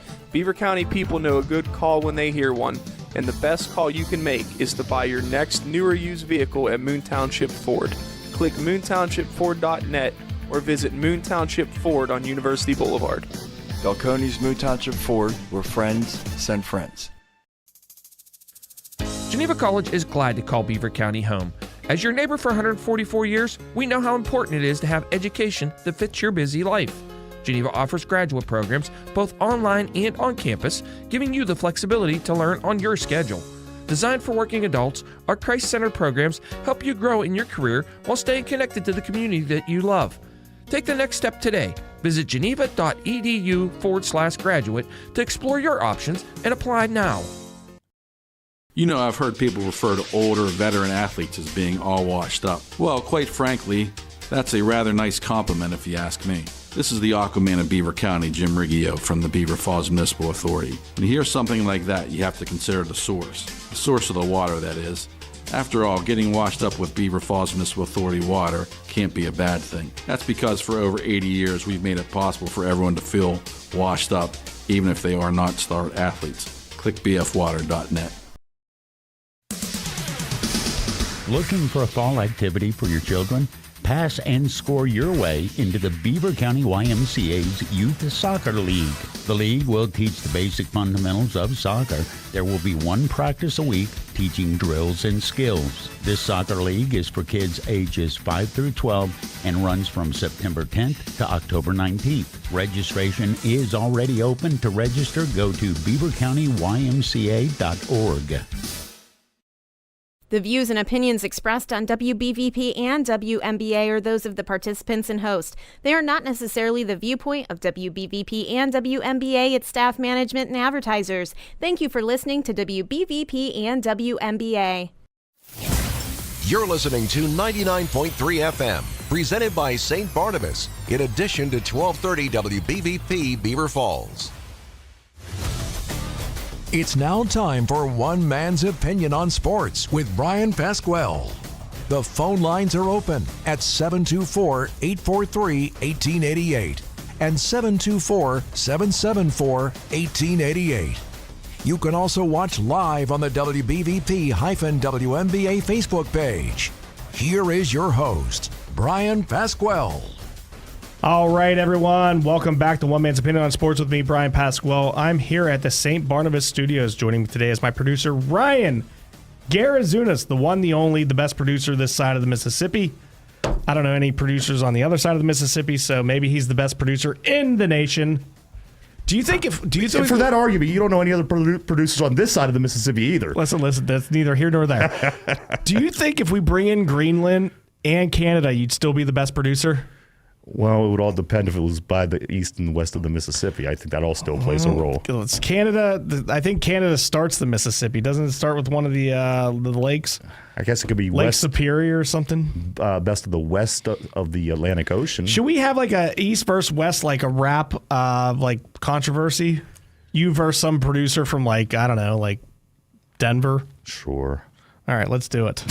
East Coast, West Coast producers. All right, there's a subject that I want to talk to everybody about. It might hurt your feelings. You might be sad. You might be upset. You might change the channel. You might not like my show. You might not like me. I really don't care, to be honest with you. I want everybody to listen. I hope you can forgive me for this. But over the last several years, there's been a certain player on the Steelers that I've been watching, and I watch him very closely. I typically watch each Steelers game 3 times. I watch the game in general, then I watch the game again, and then I watch a game, and I specifically watch the offensive and defensive lines when I watch the game the 3rd time. And part of the defensive line, I know it's a linebacker, but it's also like, if it was a 4-3, you consider him a defensive end. The number 90 of the Pittsburgh Steelers is Trent Jordan Watt. And I watch how he plays, and I'm very, very disappointed. He is paid on this newest contract, which is up after next year, $112 million. He had a $35 million signing bonus, $80 million guaranteed. He gets paid roughly $28 million a year. He is signed through next year. He would be a $30.5 million cap hit if we were to do something and get rid of him. But the guy basically, when he signed his contract, he was the highest defensive paid player, or the highest paid player defensively in the history of the NFL. The highest. So he's won Defensive Player of the Year. He's the highest paid player, and everybody in this town loves him. Everybody nationally loves him. Maybe the opposing teams don't love him, but I think he's a complete fraud. And what I mean by that is he doesn't try on running plays. He gets blown up on running plays. Everybody says he's double and triple teamed on these passing plays. It just simply doesn't happen. I see him get chipped here and there. I see him get double teamed here and there. But let's just look. So we needed to win against the Ravens. Let's go back a few weeks. We needed to win versus the Ravens, right, Ryan? If we beat the Ravens, we win the division. Yeah, we would have won the division. We would have won the division if we would have beat the Ravens. And TJ Watt had one tackle. Okay? Bad game. Maybe they double teamed him. Wasn't his game. Maybe, I don't know. Maybe he had an injury, right? So, you know what? We got to win a couple of these games here to maybe get the 5 seed, maybe win the division. So we play the Chiefs, and TJ Watt, the highest paid defensive player, I don't know if he still is anymore, but when he signed the contract, he is, the highest paid Steeler, he had 1 tackle, Ryan. So that's 2 tackles in 2 games. Then I'm like, hey, let's get this 5 seed. Let's go on the road and play the Texans, because otherwise we got to go on the road and play Baltimore. We saw what happened there a couple weeks ago. It didn't work out well. Well, he had 0 tackles. So in the last 3 games, big games, he's had 2 tackles in 3 games. He's not putting pressure on the quarterback. He's not causing fumbles. He's not doing anything. And Mike Tomlin gets the blame. Russell Wilson gets the blame. This last game, George Pickens gets the blame. The offensive line gets the blame. Minka Fitzpatrick gets the blame. Why does nobody ever say, you know what, that guy that we're paying the most money to isn't living up to his contract? Why is that never even mentioned? That's a good question. A lot of people, I would assume, just don't automatically go after the outside linebacker on a team when you're talking about why your team isn't winning. But I could honestly say, while putting the numbers out there that you're putting out, 2 tackles over 3 games for the guy that does get paid the most on your entire team, not just your defense. There's something there. You're right, Brian. There's nothing to dispute. And I understand he's not the quarterback, right? So you're not out there, taking at least 20 attempts, 30 attempts, 40 attempts. Right. I get it that, you're not going to, they could run away from you. They could throw the tight end over on your side. They can kind of take you out of the game to some degree. Right. But when it's one-on-one and I see him not even try, or he runs up field 8-10 yards, and it's mind-blowing to me that the coach isn't coaching him better. I guess it boils down to Mike Tomlin. Here's the thing. The right tackle is typically the worst pass blocking offensive lineman on the team week in and week out, unless you're playing against a left-handed quarterback. Then they'd probably have the right tackle be very good. So he's going up against typically a very good run blocker. Your right tackle is usually a very good run blocker, not so good on the pass blocking. Your left tackle is be a great pass blocker. And he's still not getting pressure. He's still not doing anything. And then the other thing was, I watched in the Bengals, the first series, about 8 plays in, he's on the sideline resting. He had 11 days from the Chiefs game to the Bengals game. Why is he tired after 8 plays? Who's possibly tired? Second series, the Bengals, 5 plays in, Watt's on the bench again. I know the coach might be pulling them for personnel and keeping you fresh and all that. I get that. But, dude, if I'm the number 90, I'm like, coach. And if you're looking now, you just put up your hand. You're like, no, I'm staying in. Why is he being taken out of the game? Why is he not effective? Why are the Steelers getting beat when they do the matchup, Brian, and you said, the outside linebacker, he may not be that important to the team, but when they do the matchup, it's going to be like Lamar Jackson, and they'll show his picture versus the Steelers, and it'll be TJ Watt. It's not going to be like Russell Wilson or George Pickens. It's going to be TJ. He's the face of the team because he's the highest paid player. He's the team MVP, 6 out of the last 7 seasons or something ridiculous like that, and he's not doing anything. Why? And I know other guys aren't, but they're getting called out and he's not. Why is he so protected? No, you're not wrong. And the thing is, I'm sitting here thinking while you're talking, and you don't see any of these other guys who are always up for the same things that TJ Watt are. And I understand that Myles Garrett isn't a linebacker; he's on the interior line. But you take guys like this that you hear week in, week out that are some of the better. Hendrickson for the Bengals, for an example, and guys like this. They don't take themselves out of the play a lot of times when you watch them play, as TJ Watt does, where he anticipates the pass even on first and second down sometimes.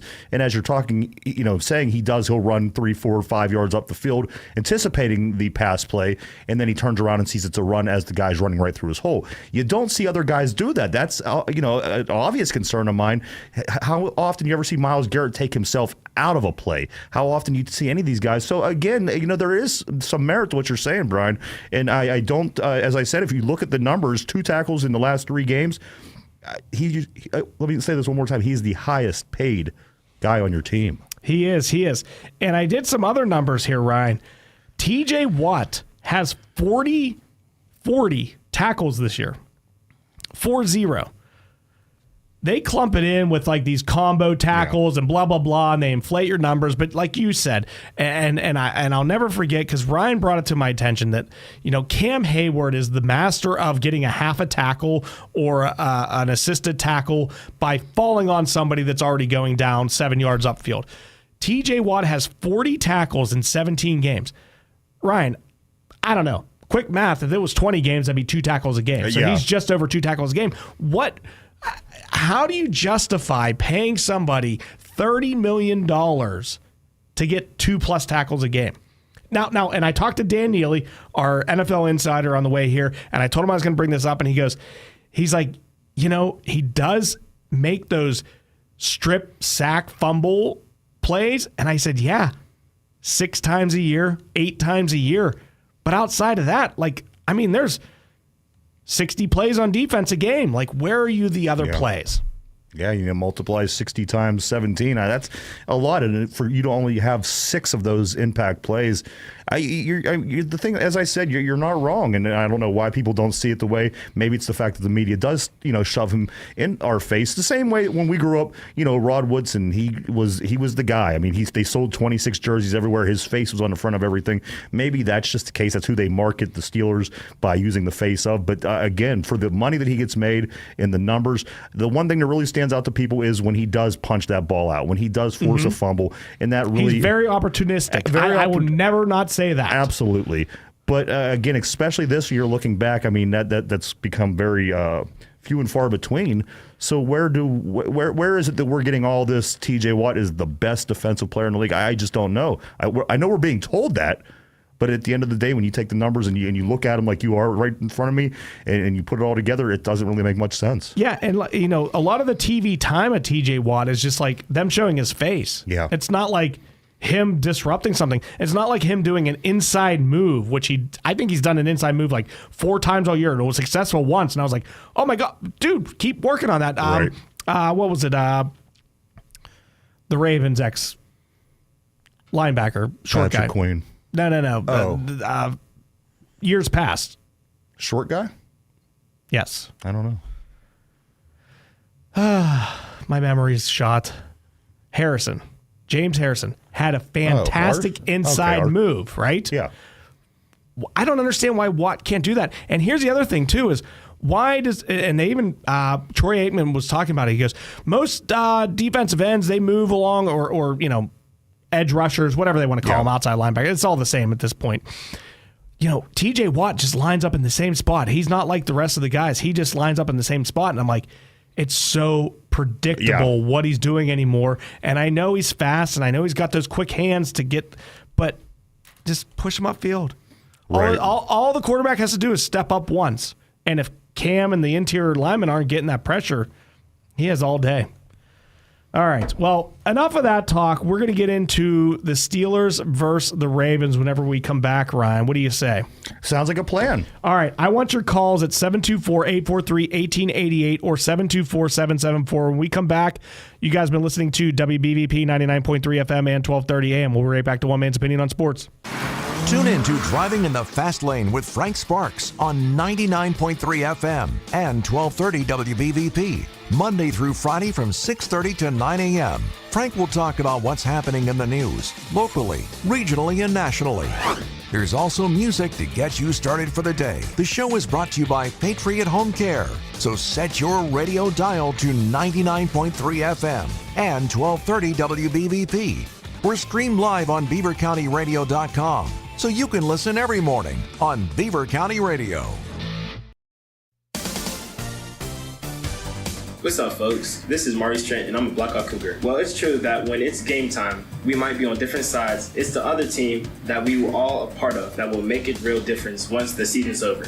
If you're an employer, what do you look for in a prospective new hire? A proven track record is usually the number one trait. For 46 years now, the Beaver County Career and Technology Center has been creating the workforce that has shaped Western Pennsylvania industry and service sector enterprises. It's the program with proven experience that employers know they can count on when they need to fill their workforce. Enroll your child or grandchild at the known quantity among educators and business leaders alike for 4 decades. The Beaver County Career and Technology Center. Signing up through your local public school is easy and can give your student the ability, in many cases, to make more money in certain fields than college graduates. Free career training at Beaver County Career and Technology Center is the perfect choice. Visit bcctc.org. Listening to live sports on the radio in Beaver County is a tradition. This is Craig Fontana from Moon Township Ford, and I ought to know. My dad, Bill Fontana, has called games for over 50 years. Beaver County people know a good call when they hear one, and the best call you can make is to buy your next new or used vehicle at Moon Township Ford. Click moontownshipford.net or visit Moon Township Ford on University Boulevard. Balcones Moon Township Ford, where friends send friends. The views and opinions expressed on WBVP and WMBA are those of the participants and host. They are not necessarily the viewpoint of WBVP and WMBA, its staff, management, and advertisers. Thank you for listening to WBVP and WMBA. Now, back to One Man's Opinion with Bryan Pasquale. Welcome back to One Man's Opinion on Sports with me, Bryan Pasquale. I'm here at the St. Barnabas Studios. Joining me today is my producer, Ryan Garazunas. You can check him out alongside co-host Mike Mueller every Monday through Friday from 11 a.m. till noon on YouTube. Make sure you check out the Two Dumb Yinzers. They talk Steelers, Pirates, Penguins, and much, much more. Also, make sure you check us out here on Beaver County Radio, Facebook Live, and Beaver County Radio YouTube. If you'd like to chime in, please give us a call, 724-843-1888 or 724-774-1888. So for the 3 listeners that are still there, I know I chased you all away by dissing TJ Watt. I know. In other news, though, TJ Watt's a bad tipper. So I have, people tell me that, he tips like $2 on Uber Eats. And so all the way around, not a nice guy. But he does have those legs that go about 6 feet in the air. Anyway, let's get into the Steelers versus the Ravens. I jotted down something, Ryan, here, and I have a couple statistics. It is the Ravens this year that they've scored 0-19, 20-29, 30-39, and 40+. Same with the Steelers, 0-19, 20-29, 30-39, and 40+. How they've scored this year. Okay.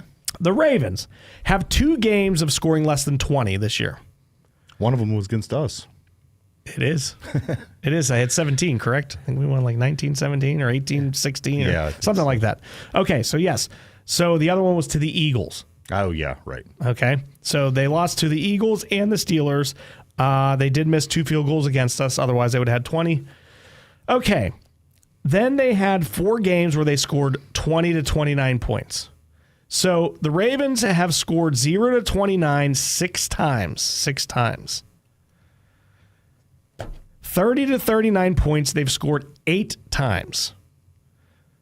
And 40+ 3 times. So 11 times they've scored 30 or more.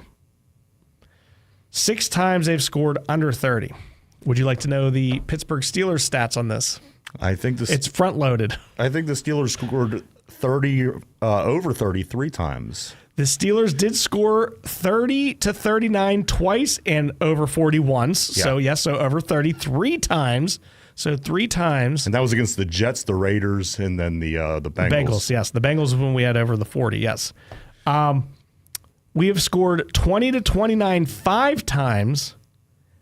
And a whopping 9 out of 17 times we've scored less than 20. 9. How, Ryan, how do we score 0-29 points? The Ravens score 30-40 some plus. How do we win? Because that math's not adding up to me. The recipe to win this game, and again, they can. They've won this game earlier this year. They won this game consistently all the way up until this year. You got to keep it ugly. You got to keep it low scoring. You got to keep it close. When you let the Ravens start to do what it was that they were able to do last game, and again, people say, well, that's going to be hard to stop. Of course, it's going to be hard to stop. They're a good football team, but at the end of the day, there's nobody in this league that's built to play the Ravens better than the Pittsburgh Steelers. The two teams mirror one another to win the division every year. I mean, obviously, that's what you need to do as a team is win your division. So I think that they have to keep it as close to AFC North football as they possibly can. The Steelers I'm talking about, if they have any chance to win this football game. Now, you got to say to yourself, it's insane to think that they could win. This other team scored a lot of points. We haven't scored a lot of points as the numbers that Brian just put out. However, at the end of the day, nobody is built better than the Steelers to beat this Ravens team. And we may not have been a better team last year. We may not have been a better team the year before. The fact of the matter is these two teams play, the Steelers and the Ravens, they find ways to beat one another. And all the way up until earlier this season, they've only had one win against us in the last 8 or 9 games. So for those reasons, I think that there is a chance. Now, if the Ravens come out and they execute their game plan and they do impose their will on the Steelers the way they did the last game, and we just run out of answers, that got away from us. I think we lost by 17 points, 34-17. The game has to stay low, has to stay ugly, has to stay close. As you mentioned earlier in the episode, maybe some snow wouldn't hurt, but you want to take everything away from giving them the most ideal opportunities to do what it is they do on offense. They have Derrick Henry, who's very dangerous. They have Lamar, who's potentially very dangerous any given play. So, they just have to find that niche and keep it ugly, keep it low, keep it close, and hope maybe TJ or somebody could get one of them plays that we get late in the game, or Justin Tucker. Again, I think this is going to be more along the lines of we're going to have to wait till they make a mistake and possibly take advantage of that, Brian. So we have 10 wins this year. I would say about 6 or 7 of those wins, we let the other team beat themselves. Yes. And took advantage of it. And that's kind of what I'm saying. Yeah. So we need the Ravens to, which they've done plenty of times against us. I mean, with the drop passes, the missed field goals, Lamar Jackson's going into hibernation. Absolutely. Anything can happen. I am optimistic. About an hour and 25 minutes into the show, I'm finally optimistic. I am optimistic that the Steelers do have a chance. The Pittsburgh Steelers are 21-12 at home versus the Baltimore Ravens all time. Very good record, 21-12. We are 15-14 at Baltimore. We've won 6 out of the last 8. As you mentioned before, I believe it was 6. Yeah, 6 before that, before this last loss down in Baltimore. So we can go down there. We can win. Our injury report, as we mentioned before, Mason McCormick is basically the only guy on the injury report. I mean, we have Pruitt, whatever. I don't care about him. They have Zay Flowers. Probably not going to play. Zay Flowers, their best wide receiver, likely not to play. That is huge because our defensive backs, as much as I got on TJ Watt this last segment, our defensive backs have been horrible. I mean, Elliott's been hurt. When he's been in, he's been fantastic. But outside of that, I mean, your and my favorite up-and-comer, I guess, Corey Trice Jr., he had to go up against who was it? Jamar Chase. There you go. You got Jamar Chase in your second starter. It was his first. That was his very first start. He covered Jamar Chase.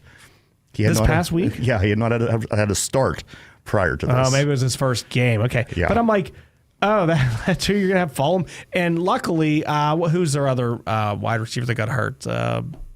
Baltimore. No, the Bengals this past week. Who's their second option? Whoever their second option was. Higgins. Yeah, so they were able to pull Porter Jr. off of him and put him on Jamar Chase and then give help. You know what? They have to be all hands on deck with the secondary this week. And I mean, come on, that's every week from here on out. There's not going to be a team that can't pass the ball in the playoffs. You're going to have to get all hands on deck. You're going to have to get Joey. You're going to have to get Jackson, Elliott. Everybody has got to be playing, and everybody's got to play at a high level and for this team to even have a chance. Do you see Do you see the Steelers coming out in like a hurry-up pass first offense, or do you see them doing more of the same? Handoff on first down, handoff on second down, trying to make it on third down and punting when we don't? I think they have to mix it up. I think at some point you do have to obviously, change your game plan. Maybe hurry up. Maybe keep them on their heels. And then in other times you do, strategically, you got to be smart and run sometimes when maybe you should run. But other times mix it up. But you can't just continue to do run, pass, punt, run, pass, punt, run, pass, punt. I mean, if you don't mix it up, you're going to run into that. The defense is going to eventually get to the point where you set your backs, you set your team so far back to where you're going to have to depend on the passing game to get you back in it and to possibly win. And if it gets down to that and they're just teeing off on our quarterback and on our offensive line because they know pass is coming to come back, I think we fall to a major disadvantage there as well. So I think it's got to be a nice combination of a little both. Speed it up at some points, but other times go conventional. Go with what you traditionally do. But you've got to keep these guys on their heels. You cannot sit back there like we have been and just have players calling basically what it is that we're going to do on the very next play. You cannot have that. I mean, for any team being in the playoffs, you can't have that. Yeah, this offense reminds me when we had Cordell Stewart. We're going to hand off on first down. We're going to hand off on second down. And then obviously we have to pass on third down and then punt. Right. And it's really sad. It's very predictable. And Arthur Smith, Mr. Unpredictable. We're going to do whatever the other team thinks we're not going to do when it's important. But then all game long, he's just predictable. Like, well, I thought Matt Canada's gone and we had this genius. This guy that was going to run it down your throat and we were going to be able to run the ball like we had Travis Henry. And then who the heck was their quarterback? He wasn't very good, but he was a decent quarterback at Tennessee. And then he could run the play action. Oh, yeah. Like, where's our play action? I haven't seen it in at least like 6 or 7 games. The only thing that I'm guessing is Russell Wilson just holds the ball on too long, and if you add another split second to play action, I just something is way off. Something is way off with this offense. And again, don't get me wrong, we're not spending a lot of money, which is part of the problem. But the other part of the problem is we're just not doing much. But we are spending the money. And this is what I think everybody forgets about. Russell Wilson is a $40 million a year quarterback. Yeah. That's what he's being paid. Right. We're not paying it, but that's what his check says whenever he gets it every week. When Sierra goes shopping with me. We're getting what we're paying for, basically, with this quarterback. I don't even know if we are. We need less than $1 million. Let me ask you this. Do we see Justin Fields this Saturday night? We're going to get into that when we come back from the break. That's an excellent question. I did want to get into that. We're going to talk about Justin Fields when we come back from the break. You've been listening to WBVP 99.3 FM and 1230 AM. We will definitely be here next week. We're going to go over the Steelers. I don't know if the playoffs are continuing or if we're going to come back and we're going to talk about what they need to do in the offseason. So don't go anywhere, but we're going to bring up Justin Fields when we come back. You guys have been listening to One Man's Opinion on Sports. We'll be right back. Looking for home services? Call Patriot Home Care in Beaver Falls. Their staff provides company, conversation, and companionship to all patients, ensuring medications are taken on time, participating in fun community activities, personal care, meal prep, and light household work are all services provided by Patriot Home Care, all thanks to the hardworking and selfless team members. Call Patriot Home Care at 724-506-8911 or stop in Patriot Home Care, 1225 7th Avenue, Beaver Falls. Geneva College is glad to call Beaver County home. As your neighbor for 144 years, we know how important it is to have education that fits your busy life. Geneva offers graduate programs both online and on campus, giving you the flexibility to learn on your schedule. Designed for working adults, our Christ-centered programs help you grow in your career while staying connected to the community that you love. Take the next step today. Visit geneva.edu/graduate to explore your options and apply now.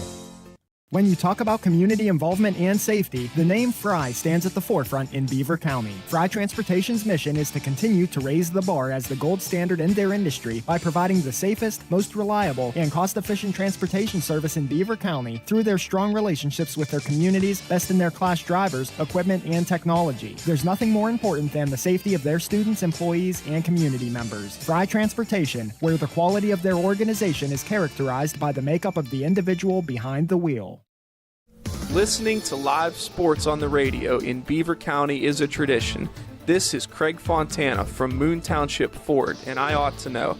My dad, Bill Fontana, has called games for over 50 years. Beaver County people know a good call when they hear one, and the best call you can make is to buy your next new or used vehicle at Moon Township Ford. Click moontownshipford.net or visit Moon Township Ford on University Boulevard. Balcones Moon Township Ford, where friends send friends. The views and opinions expressed on WBVP and WMBA are those of the participants and host. They are not necessarily the viewpoint of WBVP and WMBA, its staff, management, and advertisers. Thank you for listening to WBVP and WMBA. Now back to One Man's Opinion with Bryan Pasquale. Welcome back to One Man's Opinion on Sports with me, Bryan Pasquale. I'm here at the St. Barnabas Studios. Joining me today is my producer, Ryan Garazunas. Make sure you check us out here on Beaver County Radio, Facebook Live, and Beaver County Radio, YouTube. If you'd like to chime in today, please give us a call at 724-843-1888 and 724-774-1888. It's playoffs. We haven't won a game in like 16 years, but we're in the playoffs somehow. That's all that matters. You know what? That one win, that elusive win, that monkey on our back, if you will, is it going to be this year, Brian, or are we going to have to wait a whole another year to see if this team could win a playoff game? I would really like to beat the Ravens. I can't stand Baltimore. I'm going to be rooting for TJ Watt to get 5 sacks, a strip fumble, win the game, throw a pass for a touchdown. I don't care what he does. I'm going to root for the guys that I know aren't going to come through. Since we've had Watt, we've not won a playoff game. Russell Wilson's he's not the quarterback. He can't see half the field, 60% of the field. He is what he is. He was drafted in the 3rd round for a reason. He overachieved, I think, with some great offensive lines that could move in Seattle, and he could get out of the pocket. That interception in the end zone versus the Patriots is very indicative of his career. And, they're not going to win. I really want them to win. It's not going to happen. We're going to be 0-5 in our last 5 attempts. The last time we won a playoff game was 2016 against the Kansas City Chiefs, led by Alex Smith, I believe. And then we probably just got pummeled by the next team. This is 2025. Think about what you just said. The last time we won a playoff game was 2016. Yes. Wow. Yes. So we've stunk for so long, but here's the thing. What is the Cowboys coach's name? McCarthy. Now, McCarthy, if you put up his numbers next to, let's just say, I don't know, I'm going to pick a head coach out of the air. I'm trying to think. McCarthy. Like Mike Tomlin. Let's just say Mike Tomlin, for instance, okay?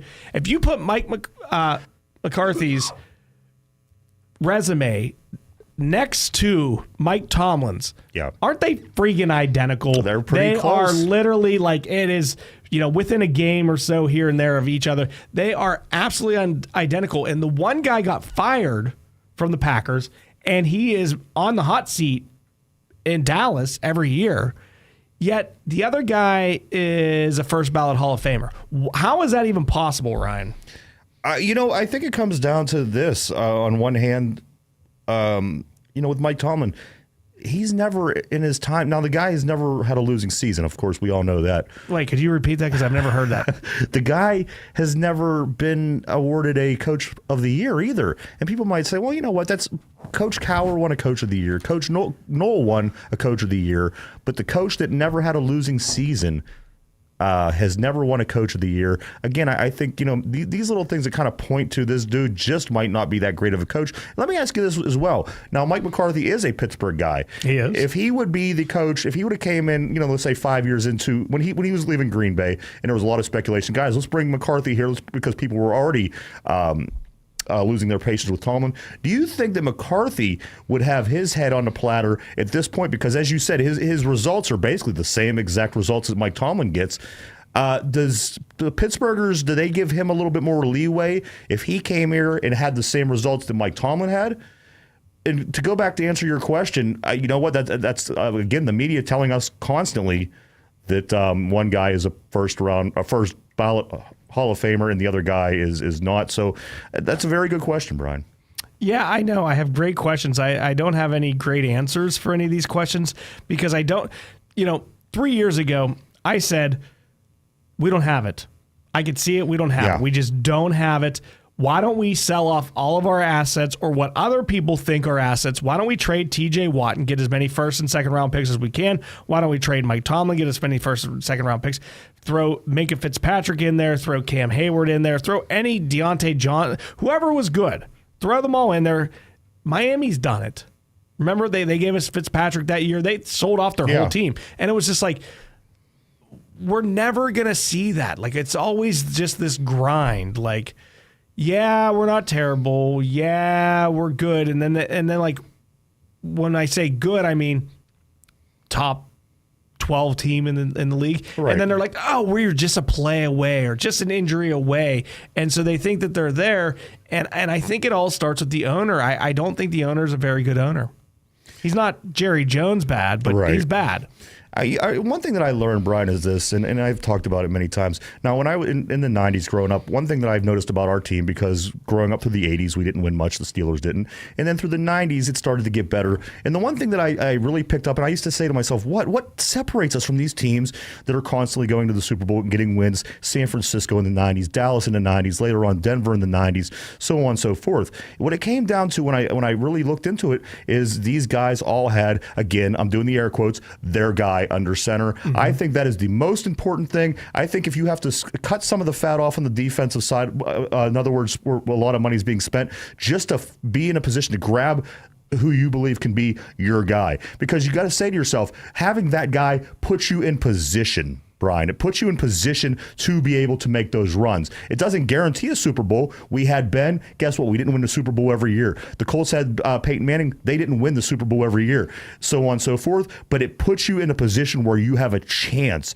Now, with the how we've been running things is pre-Ben to me. I'm seeing the Cordell Stewart days all over again. I'm seeing Tommy Maddox all over again. Mike Tomczak, Jim Miller, Kent Graham, the whole way back to Mark Malone and these quarterbacks in the 80s. You have to have your guy just to even have a chance.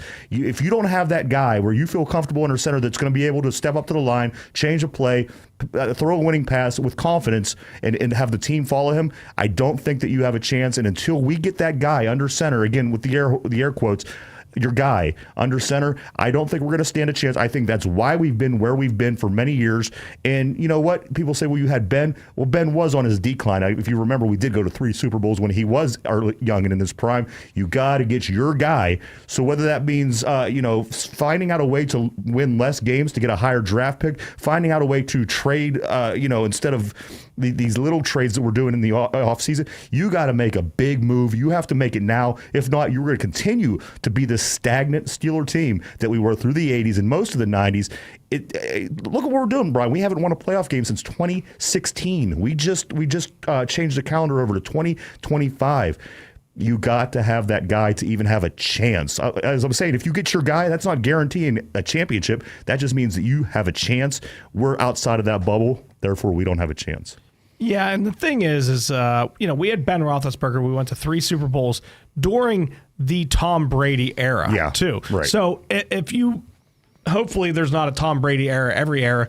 So which somebody could say this Mahomes era is very similar to the Brady. You're not kidding. But if Tom Brady wasn't, let's say he never got the opportunity. He was just the backup, and Belichick never decided to put him in. Right. Bledsoe stayed healthy and whatnot. We might have gone to 5 Super Bowls and won 4. We could have. So I agree. You need that. Let me ask you real quick. If we would have stuck with Tommy Maddox and he would have never got hurt and he would have been our quarterback for the next, let's say, 10 years, did the Pittsburgh Steelers win any Super Bowls in that era? No. Exactly. Absolutely not. You have to have your guy. We don't have our guy. They win some playoff guy. games here and there and some big games. Yeah, but they don't win the Super Bowl. Yeah, you're everything. Okay, if you just listen to the last 3 or 4 minutes of Ryan, everything he said is 100% accurate. You're not winning in this league with, the Packers defense of the 50s and 60s. Right. You're not winning with the purple people eaters. You're not winning with the steel curtain. Just not that league. You absolutely 110% need to have a quarterback who is a top 7 quarterback in the league. Absolutely. at least for that season. He may not be a perennial top 7 quarterback, but you have your Matthew Staffords, your guys like that he had a heck of a year. Absolutely. Your Joe Burrows. I mean, look at what he did this year. If Joe Burrow had any sort of a defense, he would be one of the teams to beat. Josh Allen. These are the guys that you need. The draft, to me, coming up looks like there's not a guy there. Yeah. Free agency, I don't know who are you going to get. There's a couple guys out there. I mean, one's going to cost you a lot of money. I think the one that really caught a lot of people's attention this season with the McCarthy injury up in J.J. McCarthy up in Minnesota, where Sam Darnold was able to take advantage. Yeah. Winning 14 games as a Vikings quarterback, that's a pretty good accomplishment. And I thought that he looked well in a Jets uniform and in Carolina. He just didn't have a lot around him. But, Brian, you have to go get that guy. If you don't, it's going to be more of the same. So you're saying we need to get Sam Darnold? I would not be against backing the Brinks truck up to Sam Darnold. Everybody wants to get Sam Darnold that doesn't have their guy. Yeah, right. So what are you going to give away to get him? That's the problem. So now you got to dig into what I was saying. Go over to the defense side of the ball and cut some fat, because the thing is, we are the highest paid defense and we still have the same results that we're getting every day. You have to have your quarterback cut some fat. Let's just say that you lose a little bit on defense, but you gain that back in getting, again, with the air quotes, your guy. That's 100% worth it, in my opinion, because what we're doing isn't working. What we're doing isn't getting us a playoff win. What we're doing hasn't got us a playoff win in 9 years. Maybe take a guy or two that's making a lot of money, and I'm talking a lot of money on defense, part ways with them, take that money and invest and get yourself that guy, because that is the only teams that are going to win moving forward, is the teams that have their quarterback, and we do not have that guy. We have Russell Wilson, but come on. So, Ben on his decline. Here's what the Steelers have done quarterback-wise. They've drafted Mason Rudolph, which I think if he would have been our quarterback this year again, I think we'd be in a better situation than we are right now if he would have been our quarterback this entire time. Mason Rudolph, who's nothing special. Right. Okay. We've drafted Kenny Pickett, right? We've traded for Justin Fields and Russell Wilson. Have we done anything other than that? That's affected the team, like a starter for that's been our 4 moves. And it's like you mentioned Kent Grant and like these guys, and I'm like, I'm not seeing much of a difference. Right. These are going to be the Kent Grahams 20 years from now, and we're talking back about this time. Where at the time we said, go Kent Graham. I mean, he's probably not that bad. He did okay up with the Giants. We're going to look back 20 years from now and say, what, these guys that you just mentioned are going to be the Kent Grahams of right now. All right. Well, listen, we're going to get a little deeper into the game on our last segment here. You guys don't go anywhere. You've been listening to WBVP 99.3 FM and 1230 AM. We'll be right back to One Man's Opinion on Sports. When you talk about community involvement and safety, the name Fry stands at the forefront in Beaver County. Fry Transportation's mission is to continue to raise the bar as the gold standard in their industry by providing the safest, most reliable, and cost-efficient transportation service in Beaver County through their strong relationships with their communities, best-in-their-class drivers, equipment, and technology. There's nothing more important than the safety of their students, employees, and community members. Fry Transportation, where the quality of their organization is characterized by the makeup of the individual behind the wheel. I've heard people refer to older veteran athletes as being all washed up. Well, quite frankly, that's a rather nice compliment if you ask me.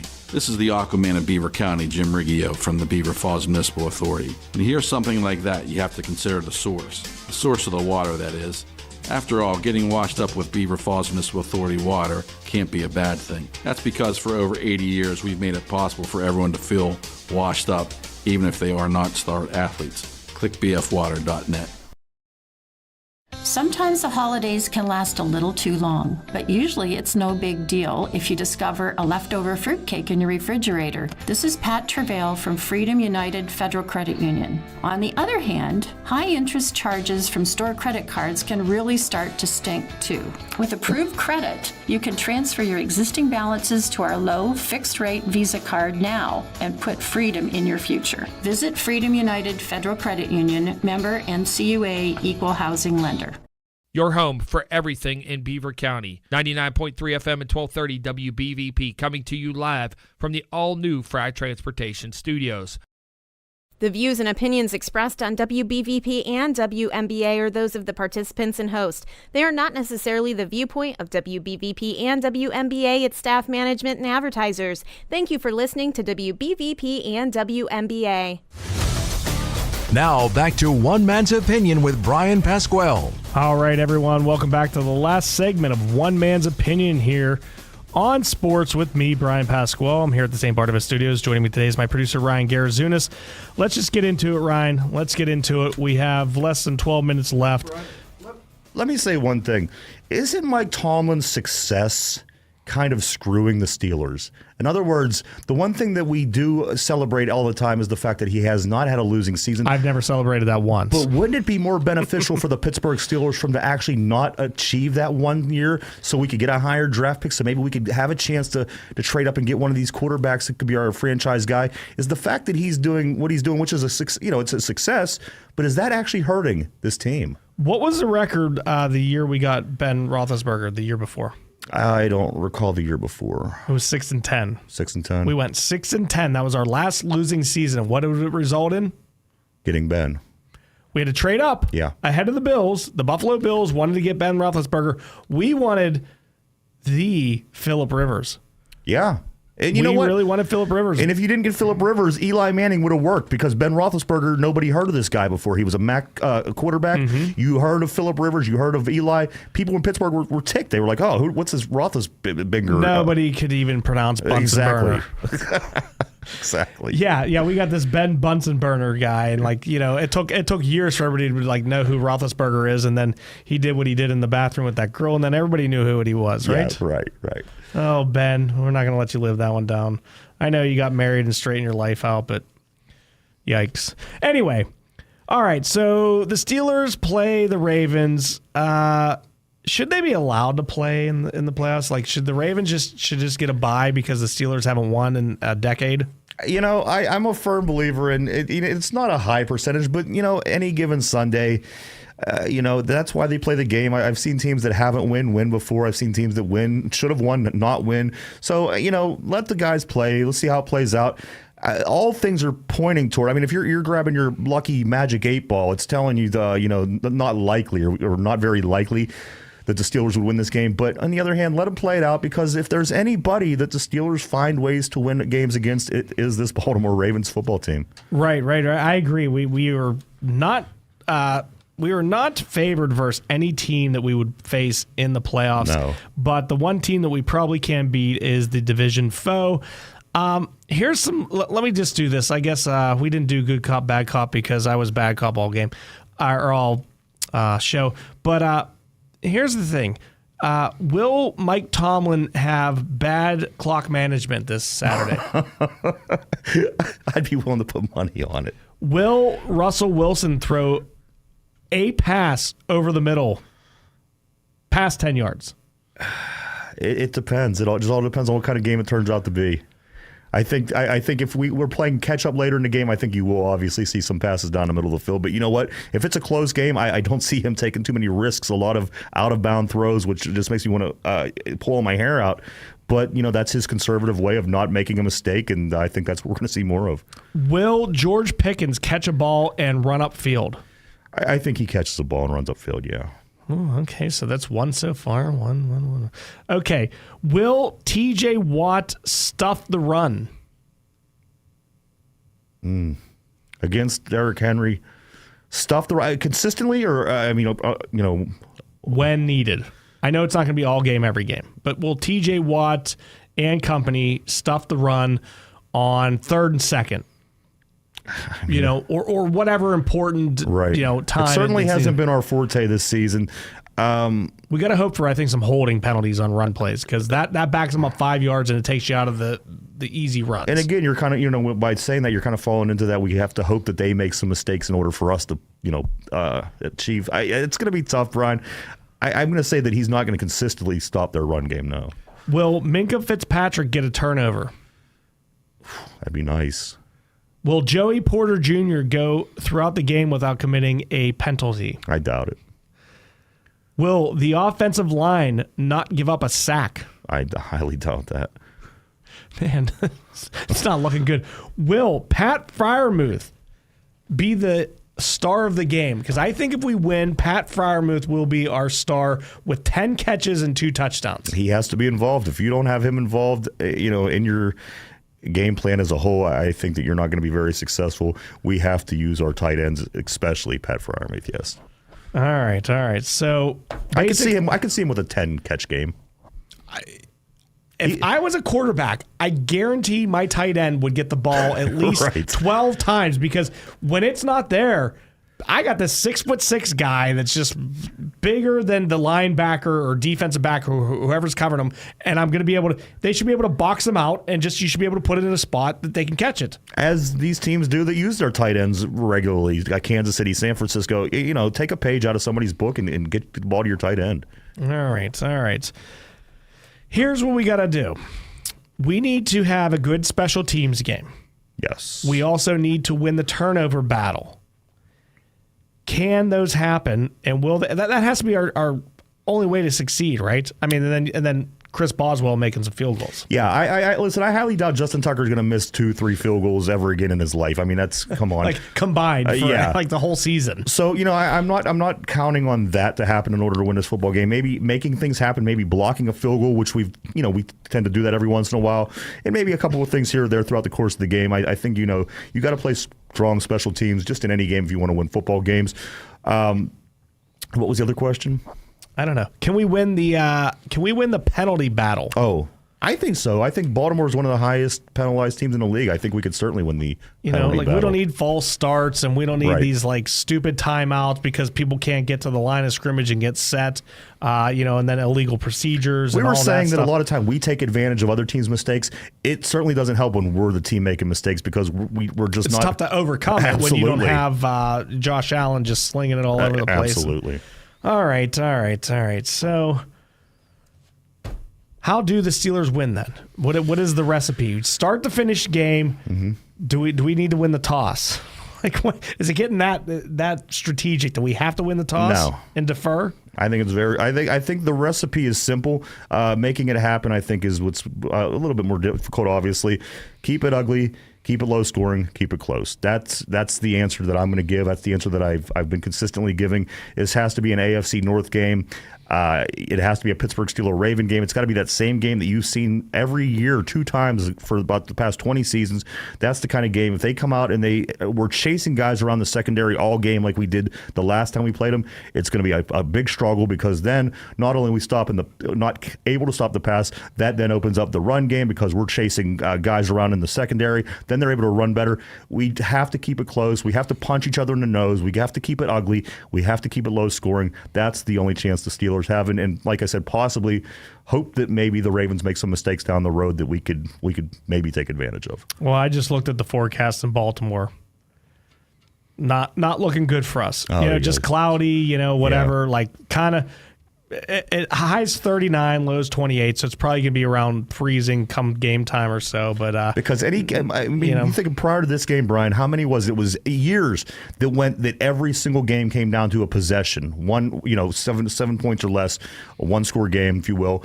That's what it has to be if the Steelers plan to stand a chance in this game. If they go any route besides this, the game starts to go any direction besides this, I give it a very low chance that they could beat this team. All right. What's more likely, the Steelers win or the Penn State Nittany Lions win the national championship? What's more likely? I'd say the Penn State Nittany Lions winning the national championship. So you think they can beat Notre Dame and or Texas, Ohio State more likely than the Steelers beating the Ravens at the Ravens? No, you know what? I'm going to say it's more likely. Well, that's a tough one. I know. Listen, I'll say it's more likely because I believe that the Steelers can win. They beat this team earlier this year. They beat this team twice last year. It isn't like this team is a team that's untouchable to us. We're built like this team. We mirror each other. That's how these teams are built to win the AFC North. I think the chances are better that we beat the Ravens. I'm sorry. Let me ask you this then. Okay, because I think we were talking about, if the Steelers beat the Ravens, we're going to win the division and blah, blah, blah, blah, blah. And who do we want to see at home? It was like the Ravens. Yeah. We want to see them at Acrisure Stadium. We want to see the Ravens. Right. Why is it? I know we lost 14 games in a row or 4 games in a row. Why is it everybody so negative about going there? Like we can win there, right? We have many times. I guess, you know what a lot of people that's coming back to is just that very last time we faced the Ravens. You tend to forget the prior 20 times because of what happened. Again, it was ugly, it was messy. They beat us by twice what we scored that game. We were chasing guys around all day in the secondary. It's just we were never able to plant our feet in and play the game that we needed to play to stay in it. That's what we have to avoid. We have to avoid everything that happened in that last game and do what we've been doing for the past 10 years. All right, everyone. Listen, we have 2 minutes left. I'm going to give you a ray of hope here, but I want to make sure you go over to YouTube and click on the Two Dumb Yinzers. Check out Ryan's podcast over there. He talks Steelers every day, Monday through Friday, 11 a.m. till noon on YouTube. So make sure you go over to the Two Dumb Yinzers. Make sure you click on that, subscribe, and check it out. They go live every Monday through Friday, 11 to noon. So here's the ray of hope. I recall us playing the Indianapolis Colts. Yeah. And I don't know if it was at home or if it was at their place, and we just got demolished. Got our butts kicked. It wasn't even a game. Peyton Manning threw all over us. And then... It was 26-7 we lost in Indianapolis. It was an evening game. Yes. Yes. Indianapolis, they pump in the music. Yeah. It's loud. You're not going to be able to... And then we got to go there. We snuck past, the Bengals, the 3 seed, I think they were. We snuck past the Bengals, and then we go there, not a chance in heck to win. Yeah. And our defense just stuffed them the whole game. I think Peyton Manning had one nice drive throughout the whole game. Had that BS called back on Polamalu's interception. But that's our ray of hope. We got pummeled by the Ravens, but we got pummeled by the Colts and went into Indianapolis and just like we manhandled them. Yeah. We have to want to win this game. I mean, you're not going to be able to go out and go through the motions like you did against Cincinnati. They have to want to win this game the same way that the Steelers wanted to win that game against Indianapolis in the playoffs. All right. Any last words before we go, Ryan? We've got about, 20 seconds or so? The thing is, we're being realistic. I'm not trying to, give an opinion one way or another. This is the way I see the things and how I think it's going to go. However, I do want the Steelers to win. I say, here we go. Let's go Steelers. I'll wave my towel, wear my jersey, and hope for the best. But what we talked about today that's, I think, how it pretty much plays out. Well, I will have on my Zach Frazier jersey, and I'll be watching the game. I'm sure I'll be texting you throughout the game. So hopefully It goes well for us. Maybe some turnovers. Maybe we jump on them early and then can just ride out the win. All right, everyone. Thanks for joining us. You've been listening to WBVP 99.3 FM and 1230 AM. We will see you back here in 166 hours. The views and opinions expressed on WBVP and WMBA are those of the participants and host. They are not necessarily the viewpoint of WBVP and WMBA, its staff, management, and advertisers. Thank you for listening to WBVP and WMBA.